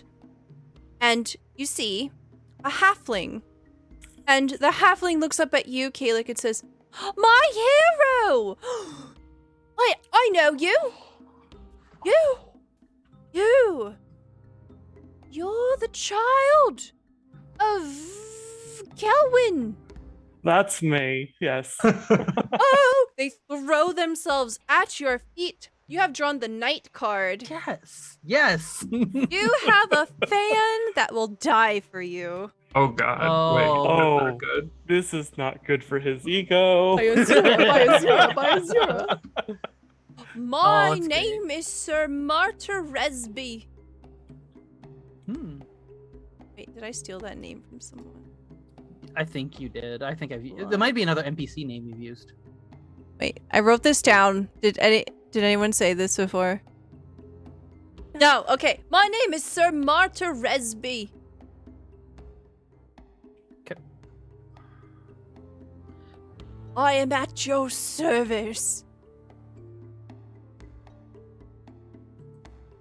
How came you afoul of this toad? I was traveling the land in search of glory and adventure, and behold, I came across a pair of devious fiends with mouths that hunger and tongues that loll and swipe you out of your tent. Well, seems you're not as bad off as you could have been. Oh, the creature swallowed me whole. I was being slowly eaten away by its inner acids.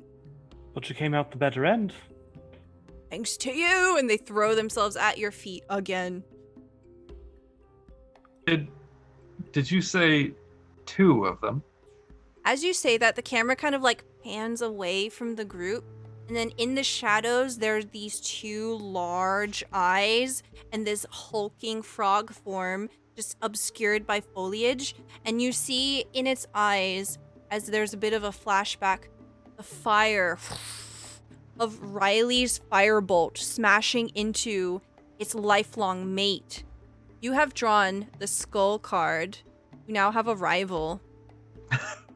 And the giant frog slowly sinks back into the darkness and fades from view. So as you say, 2 of them, the halfling looks around, alerted. You've only slain 1?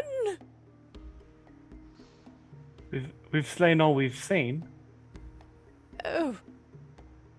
They draw their sword and they kind of like whoosh it around in a flourish. I will protect you, my liege. I will ensure that this foul creature's mate will not put its sticky toes on you. I kind of feel bad for killing its mate. Do not feel, kind of like haphazardly gesturing to you. Do not fear. These are creatures of great evil. I think I'm more scared of you right now. Can you put it away? Oh, my apologies. Shink. Thank you. In fairness, Ricaria, it did try to eat one of our companions. True, but you know, sometimes things need to eat food. But you're right. You are right. Are you okay, Lavelli? Yeah, she's still like a bit hunched over, holding her ribs.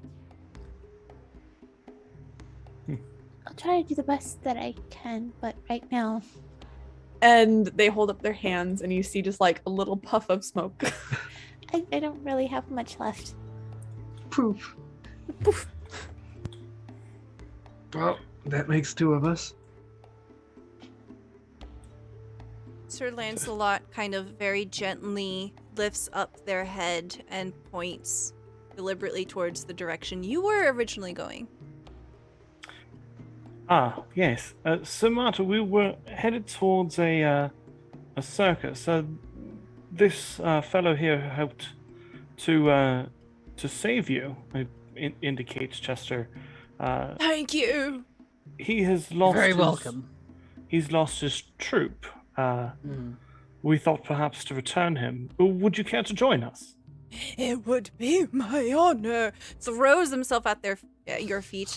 Please, do you require someone to hold your luggage? Yeah, all right. That'd be nice. this halfling takes your backpack, and your backpack is it full of things? What is the state of your backpack? It's quite full. And in fact, on a halfling, there are 2 sacks that are tied to the outside of the backpack. They're probably like dragging along the ground. Yeah. Easily, Sir Martyr becomes the rear guard as the group moves along.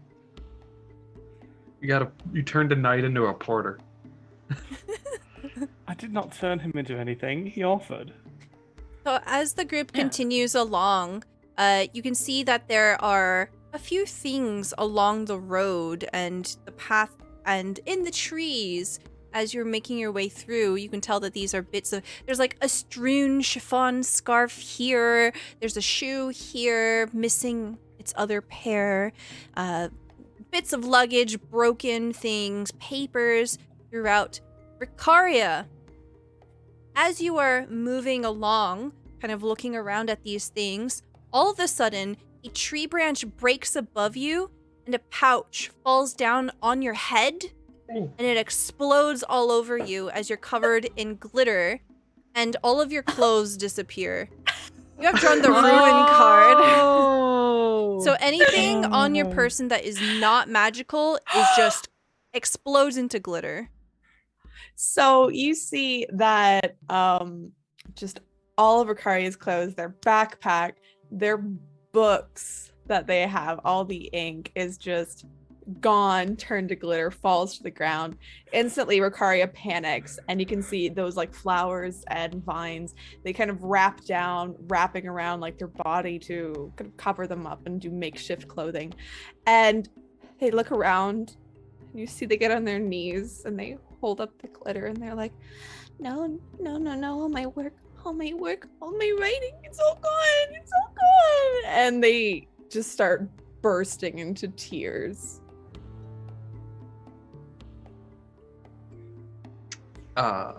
Lavelli shoots a look over at Chester. So your people are going to reimburse her for that, aren't they?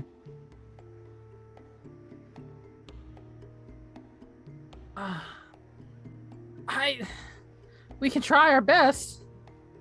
I don't know if that was one of our things that fell from the sky or not. Is my hat gone? Ricaria, as you feel this great sense of loss, of surprise, kind of wells in within you as a deep, unsettling feeling, as you feel your tears streaming down your face, and as you're holding the glitter and your teardrops fall into it, all of a sudden something shakes free of the glitter and the glitter falls away. And there is a tiny, tiny, tiny pixie. You see this very, very small person within your palms look up at you. And their very small hand reaches up and touches the tip of your nose, and they say, "Don't cry." All my things are gone, and I think the thing that my mom and I made's gone too. It's gonna be okay. I have a secret. Do you want to listen? Oh, okay. And they'll hold the pixie up to their ear. And they begin to whisper to you in Sylvan. Do you understand Sylvan? I do. Okay, they begin to tell you a story. And as they tell you this story, it's a childhood tale of their own about the Faded Lands. And you aren't quite sure of the various proper nouns that are dropped, and this pixie does not speak in a very straightforward way. It's very cryptic, very lyrical, quite a bit poetic. And as they finish, you feel a sense of wonder, and they say, "Close your eyes." Okay. And as the tears are kind of drying on their face, they slowly close their eyes. Make a wish. And they think about it. You have drawn the moon card. Oh. What are you wishing for right now? I think right now, Ricaria just really wants a hug from their mom. Ooh. Aww. Aww. It's very sad. So I think what happens is you whisper your wish into the ear of this pixie, and they smile at you, and there's a little wink, and all of a sudden a gust of wind comes through and it blows the glitter away, and the pixie seems to just disappear, just melting away with the wind. And Emma. Oh, my mom. And this gust, it kind of pushes at your hair, and it brings with it the sweet scent of summer. And there's a warmth here in the evening. There's a sort of encroaching cold that's beginning to seep in, but with this particular breeze from nowhere, it sort of wraps around you. And as you kind of inhale, you swear you can smell your mother. And it feels like they're wrapping their arms around you. And you hear your mother's voice in your ear saying, "It's going to be okay. Even if I'm not there with you, you know that you're in my mind, and of course in my heart." You can just feel sort of magic and wonder in that moment. And then it continues on, and it gets carried through the trees. And you're naked. I got a hug. That's it. That's my wish. So Ricaria gets back to their feet and wipes the tears from their eyes. Says, I think it's gonna be okay. Hey, Kalik, do you have any extra clothes at all? I got you. I got you. I've got something. He's already fallen into the just snaps at Sir Martin. Yes, at bags Murder. opening, clanging, dropping things. He pulls out his disguise kit, and it's a random assortment of clothes. It is not.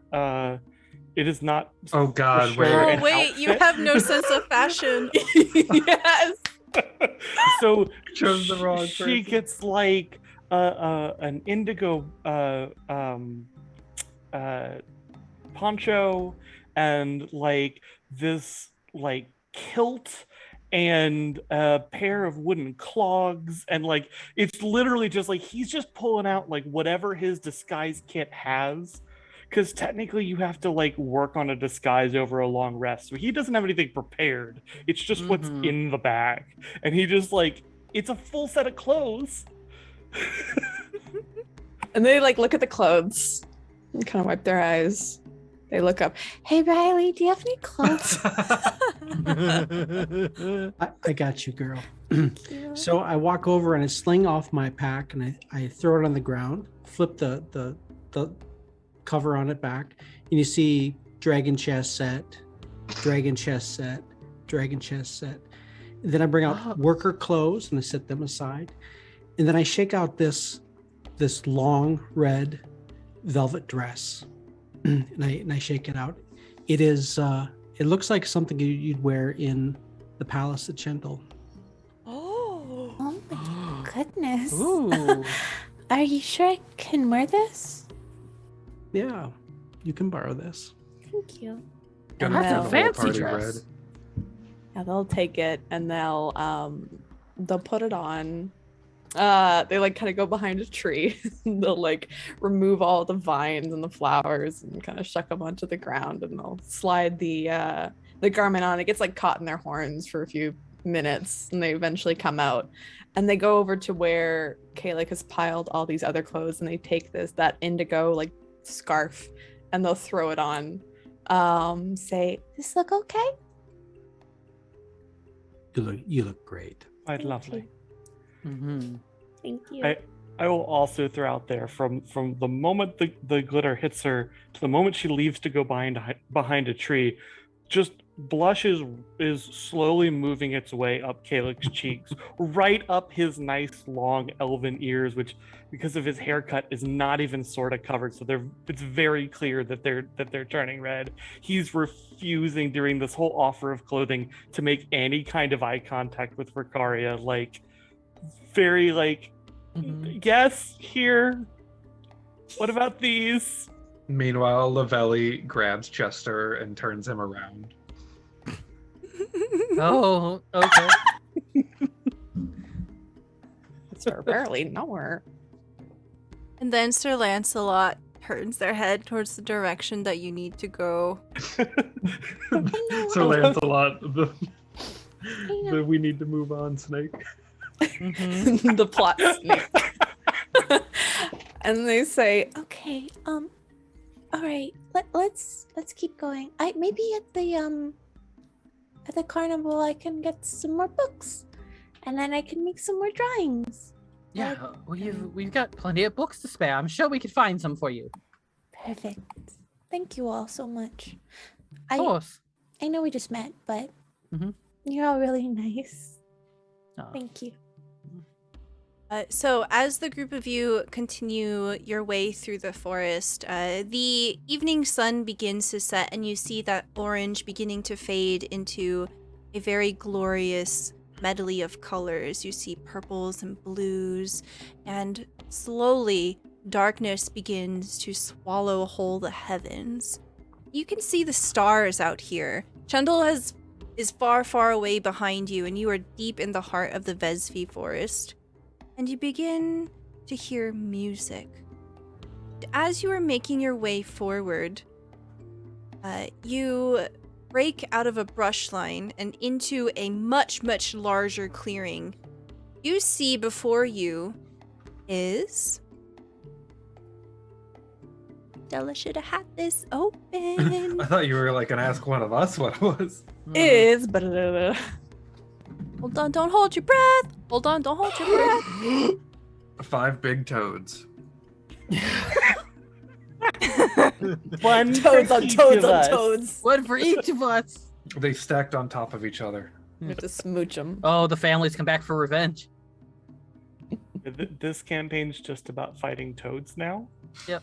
You It's all about fought a flies. toad, and now you have a toady companion. And Ricaria's stuff Continue was totally bickering. Hold on. ruined. Continue bickering. Sorry, there's a very specific passage. I'm trying to find it. All right, we're Fine. still. So, You have a nice hat, Chester. thank you. It's really and he'll kind of point at it to the rim and to his coat. I don't know how they got it to get it this way, but it's very scaly. So there's scales and all that stuff with it to go with the whole dragon thing. And I They think it just probably looks really killed cool. something. I hope not, but I don't know with them. Calic points out the feather in his hat. Mhm. Ricaria, do you know what kind of creature has that sort of feather? Let me consult my. Oh, my books are gone. I have a memory. I can think about it. I'll go into my mind palace. Try to Mind find- Palace. So out of character, is this feather significant in any way? Just a really cool feather that B came up with.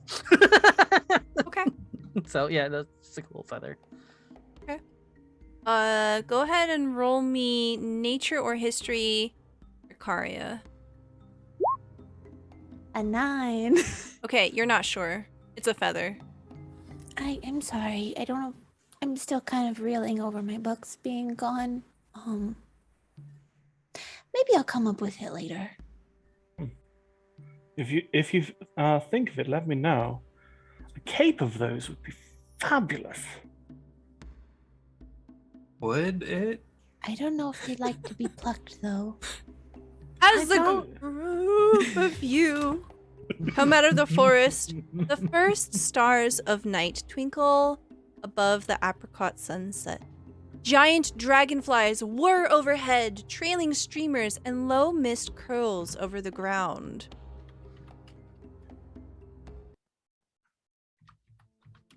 Through a floral archway, you glimpse wondrous and vibrant creatures, elf stilt walkers, dancing fairies, and painted performers. Everywhere there is laughter, pixie dust, bubbles, and the wistful tune of a whistling calliope. It seems you have found the Witchlight Carnival. It is some distance away. You still have a moment to speak to each other before you approach. And you all feel this sort of sense in your gut of familiarity.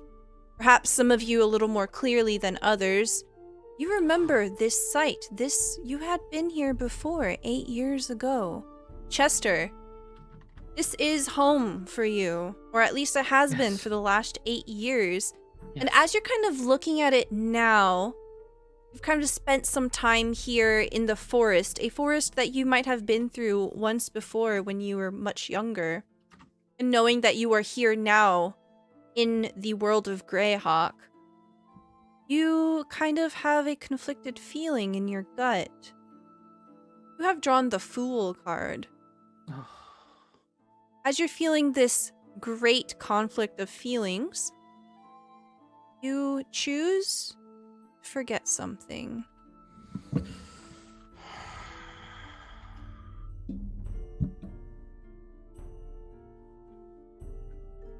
Come back to me. Okay. So Chester looks deep in thought. How else does everyone want to react to seeing the carnival at a distance?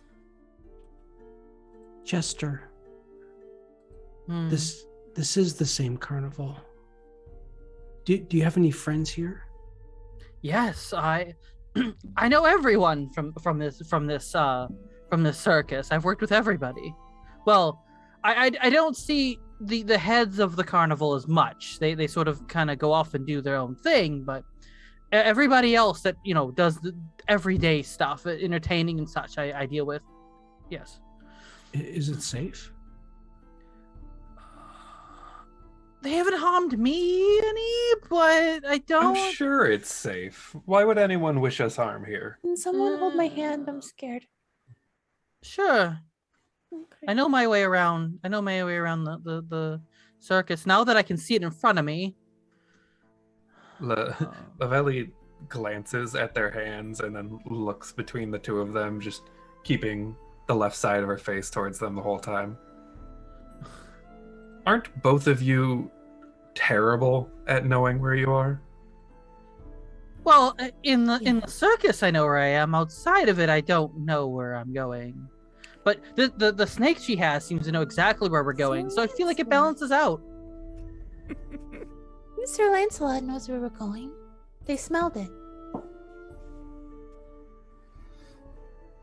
And then she'll just look over at Kay like, you might want to keep a closer eye on them. If I can. Ricaria, didn't we come to this circus together? I think so. I think. And they ponder for a moment. I think we snuck in, didn't we? Of course we did. I think I'm going to pay for a ticket I don't have to pay for. Yeah, too. But he gets this kind of look of realization. You ran off, you rascal. Well, I saw this like mouse that had butterfly wings, and I got really interested, and I really wanted to pet it. It's the first time you got lost, as I recall. And it's been happening ever since. Oh, this has been a problem. I wouldn't say a problem, more of an after effect.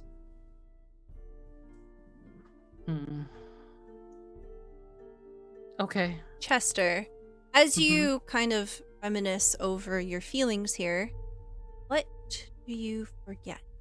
What do you lose? I don't lose my friend George completely, but I forget how we first met. So the actual meeting of when we first met, I don't exactly remember anymore. I just know he's my friend. I just know that he's the one who brought me and gave me the confidence, and I still have his whistle. But for some reason, it just all of the stuff going on, I can't remember. Or he can't remember why. Yeah, you kind of slowly begin path of forgetting who he is, and as of this moment, as you're trying to bring back the memory of George's face, it's kind of a little blurrier than it used to be. And you can kind of see that you know that like moment where it's like everybody sounds like Charlie Brown characters, and when you're like focusing in and you can't really understand. Yeah. So that's what Chester right now, he doesn't, he can't, after that conversation with it, is it, a normal thing, he sort of just kind of dives in. He's like, George, why can I not remember exactly when we met? What's going on? And so that's kind of what he's doing in his head until someone kind of goes, hey, Chester, that's how he's just going to be. Yeah, I don't think anyone has to do that. You can hear there's a crash somewhere in the carnival, and the sound kind of carries over the valley here. And you hear also, ha ha ha ha, people are laughing, and it kind of follows through. The circus is right there.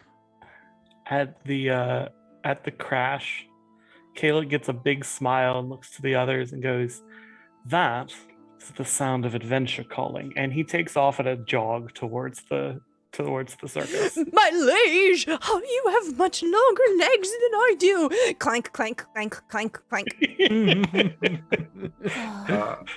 He begins rolling down the hill. Yeah.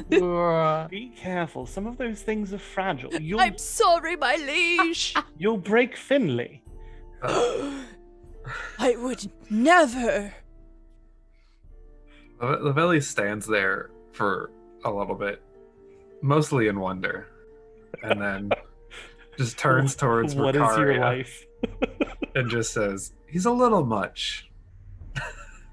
Oh, yeah, he can be, but he's really fun, and he's really smart. I mean, And they look to Riley and say, you two did I remember you two did a dragon chess game together, and Kalik just picked up on it like that, like in an instant, right? He's really good. He's really good. Yeah, he is. I'm starting to understand. So you're where he gets the ego. Me? She What do you nods. mean? Oh, should I not? I just want to make sure to encourage him, so he can do his best. I understand. And she just starts walking off after them. Cool. So as the group of you are kind of making your way forward, Lavelli, as you're looking at the carnival, what are you feeling right now? She's feeling kind of like part of her is missing. The last time she was here was with her brother. They got caught trying to sneak in, so they tried to pay with whatever they had to afford a ticket. And the mischief did not stop there. So she's just feeling that sort of loneliness and a hint of mischief. Okay. Yeah, you kind of recall on this memory of yours, and you remember very specifically you didn't have enough to afford a ticket, but you were able to scrounge up enough for one ticket. And I think that you gave it to your sibling, and you snuck in. So you specifically went in without purchasing a ticket. And as you're kind of moving forward and you're thinking about this sort of longing in your gut, you feel as if there's a hand that kind of brushes against your neck, and you look and there's nothing there. You feel the presence of someone nearby, and you can't quite pinpoint it. There's something about the magic in the air tonight. You have drawn the Fates card. You get to alter an event of your choosing. The only thing you cannot do is bring back someone who's dead.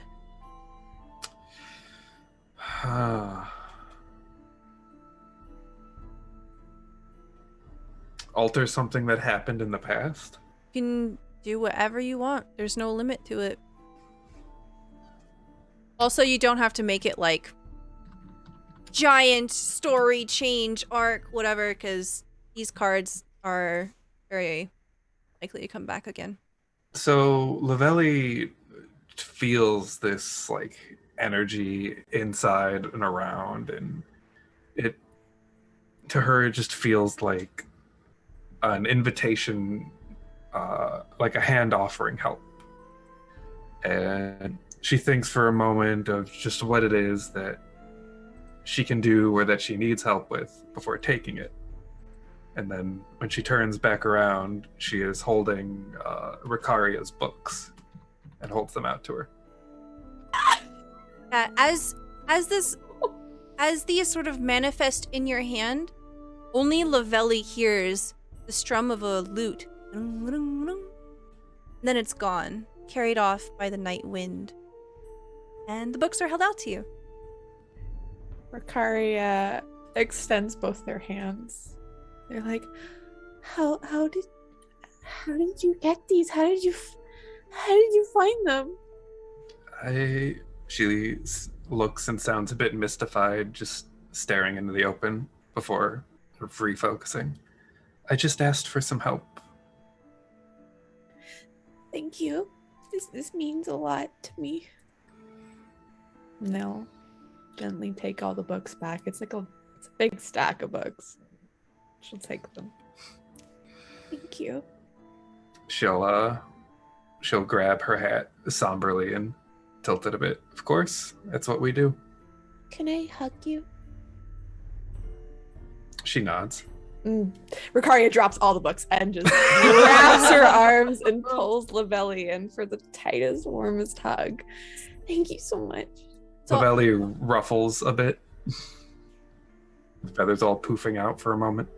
I think this is the exact moment where, like, you are only like a few leg spans away from the entrance of the carnival. So the lights are kind of coming down on you, and you see these dragonflies flying overhead, large as horses, carrying these colorful streamers, and bubbles are slowly falling down. And you see little fireflies are kind of buzzing in and out of existence, winking little brilliant sheds of light. And as that happens, the camera sort of pans away to a distance further away where no one is looking.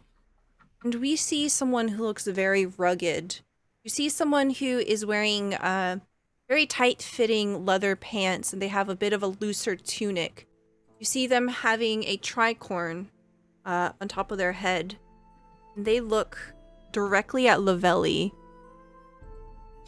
I've been looking for you. There you are. You have drawn the rogue card. Someone is working against you and has found you. But you don't know. Uh-oh. It's the Order of Toads. They look hot. They're, we'll say that they're a half-orc. Oh, They are very muscular. Very hot. Heck yes. Yeah. Okay. Yeah. So you're all gathered there at the front. You hear music of the carnival, and before you, there is a ticket booth. Chester, kind of knowing where he is right now, is gonna run up to the ticket booth and sort of he'll sort of, I guess, knock on it to see if anybody's in the ticket booth. You hear a small voice behind what looks like some closed wooden doors and says, "Come back in 5 minutes. We're not ready yet." It's me, Chester. Chester! And the doors burst open, and that's where we're gonna end our session for today. Yee. I do, however, have one last card on my desk. Ooh. the 4 more hours card. I have to go to work tomorrow. Somewhere in a realm of darkness, you see a house with no walls. Just infinite spans of black. And in the very center is a desk. And seated there is an individual dressed in stark red. And they're holding a book. They slowly open it, and we hear the crinkling of very old paper. And slowly, a vision begins to swirl into sight as dust rises up, and we see the face of Riley. Riley, you have drawn the Void card. Something very, very, very, very terrible is going to happen to you very soon. And then the screen fades to black and the credits roll. All of your dragon chessboards are broken. No. Happy ending for everyone. Yay! Session 0 is done. Thank you so much for being here, everyone. I hope that you enjoyed. Thank you so much for the support. Holy shit. Thank you so much for all of the draws from the Deck of Many to Vertigo, Adam, Godfather Wraith, Diabolitio. That is wild. We've never had a Session 0 where the whole deck was drawn. Oh my god. Fantastic. We're going to go around real quick and tell you who we are, where you can find us, and what our favorite part of Session 0 was. And we're going to go ahead and start with Maddie. Hi, I'm actually prepared now. I'm Matihi. You can also find me on Twitter and Instagram at Maddie Matihi if you'd like. I'm also over on Emma Panada's channel on Tuesdays and occasionally on Fridays. On Fridays we play Avatar. Before all the rules are finally released by that one company that I don't remember. But yeah, we play Avatar, and on Tuesdays I get to play Lady Strahd and run a lovely group of individuals through very spicy campaign of Curse of Strahd. I'm also, of course, kicking around here all the time, and yeah, that's me. Thank you. What was your favorite part of today? Oh my goodness, there are so many parts that were absolutely fantastic. I love the introduction with Chester falling and all of us asking them questions, and just Chester's just general demeanor was absolutely fantastic. But I love the very end with Lavelli getting back Ricaria's bugs. I was like, it was really sweet. It was so nice. Oh. One of the struggles as a DM is, especially like when you have a group of characters that just don't automatically know each other, is how do I make them give a fuck about each other, right? We already do. Yeah, this is perfect. Like, I think it was, I just threw Chester out of the sky and Lavelli caught him, and then y'all, Lavelli went down and then Ricaria saved her, and, now they have this tender moment. I feel like there's a lot of, integration already. Feels like it's going to be a really good party. Thank you. Next, we have GeekDice. Hey folks, I'm GeekDice. You can find me here next week, Wednesday, as we continue the saga of Ghosts of Saltmarsh. You can also find me any given Sunday over at Greyhawk Tales, where we have another Greyhawk game going. Having a lot of fun with this group. I think there's a lot of moments I really enjoyed today. Just briefly, Calyx's accent. I'm really digging that. Stella's roleplay as the new master, Rigsby is his name, the halfling. Really cool. Martyr. Resby. Loving it. Martyr Resby. Loving it. All the energy coming from Ricaria and from Lavelli. I love it. The snarkiness, the coolness. So sweet. Thank you all very much. Thank you. Next, we have B Street Holmes. Hey guys, I'm B Street Holmes. I'm also Matthew. I don't show up a lot on the internet, but when I do, it's usually Monday nights at 10 p.m. on YouTube with a group called the Knights of Nerdvana, where we talk about the week's worth of geeky news that's going on out there. You can find both myself and Zombie Fighter there every week. Well, almost every week. I had a lot of favorite moments tonight as well. I think that Sir Martin was a huge mistake for Calic's personality. Oh, don't worry. There's no guarantee that he'll survive very long. Yeah, there's that. He did get swallowed up by a frog. Relatable. I also like that Lavelli is also a little exasperated already with Calic because that is the correct attitude towards Calic. But I think my absolute favorite has to be returning the books, because I was already like panicking, like, what do I have? Do I have anything in my in my inventory that I can do? Like, do I even just have a blank book that I can give her so she can start over? Like, I was really trying to figure out what I could do to help, and it was an incredibly sweet thing for Lavelli to do for her. Awesome. Thank you. Next, we have Zombie Fighter 89. Hello, I am Jacob, I am Zombie, I am Z, and whatever you like to call me. I am the lore keeper, clip master. I probably do too many clips, but that's up to your own discretion. You can find me on Twitter most of the time, doing tweets up for this show and the show for next week, which will be Ghost Saltmarsh, where I get to play with Stella and GeekDice again, and that's always a really fun time. I'm really enjoying the Ghost Saltmarsh. And after today's session 1, I'm feeling a lot less nervous about playing Chester. So right? That's the whole point of doing these session zeros. Yeah, so I feel like I'm getting into it. The voice is kind of losing it sometimes, but once I play it long enough, I think I'll get it.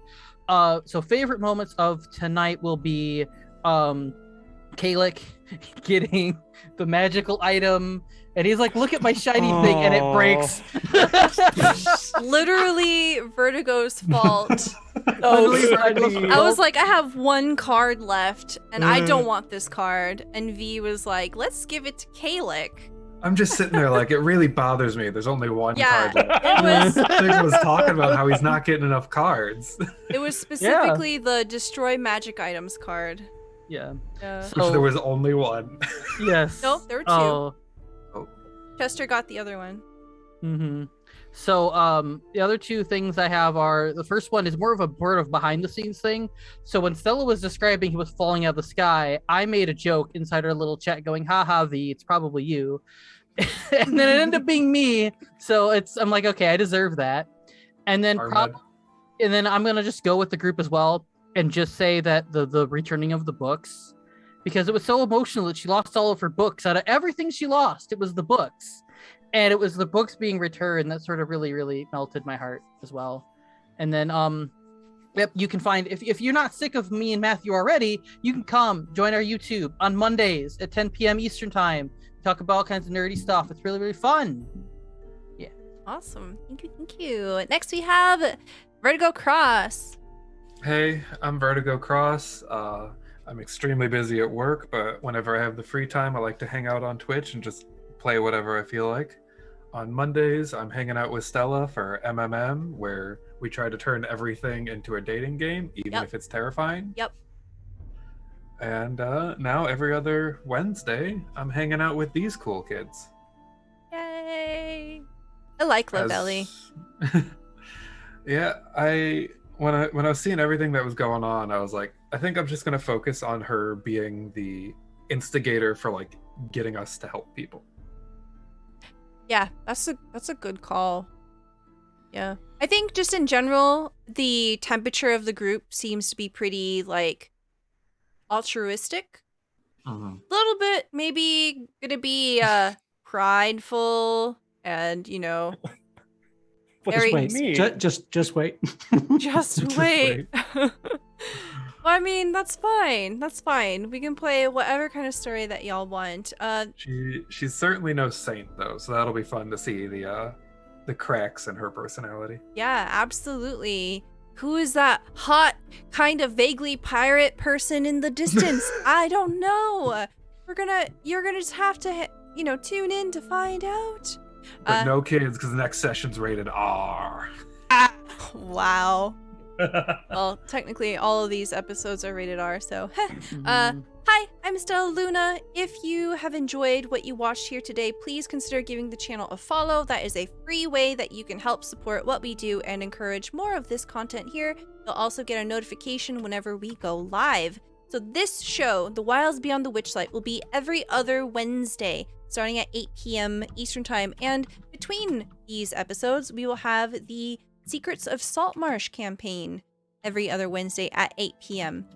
You can find me here again on Friday at 9 p.m. Eastern Time for Unbound. That is our Uncaged Anthology homebrew campaign where we are a bunch of hot people that go around slaying gods and smooching NPCs. So if that is your kind of vibe, that is what we do. And can't wait to see all of you next time. I do have a special shout out this Saturday at 6 p.m. Eastern Time. I will be over at Lord Gosumba's channel. We are going to be playing with Eric, Mona, and also the Ed Greenwood, and we're going to play some 1E, 2E D&D, and it's going to be such a good time. I cannot wait. I'm super, I love super those excited. streams so much. They're so good. Jay is really good at what he does. Jay's awesome. Yeah. Mhm. So I'm very, very blessed that I get to play with them, and that's what I'm going to be doing this weekend. So Yay. thank you so much for being here, everyone. I hope you have a wonderful time. Before we go, Stella, Yeah. what's your favorite moment? Oh my god. There's so many good ones.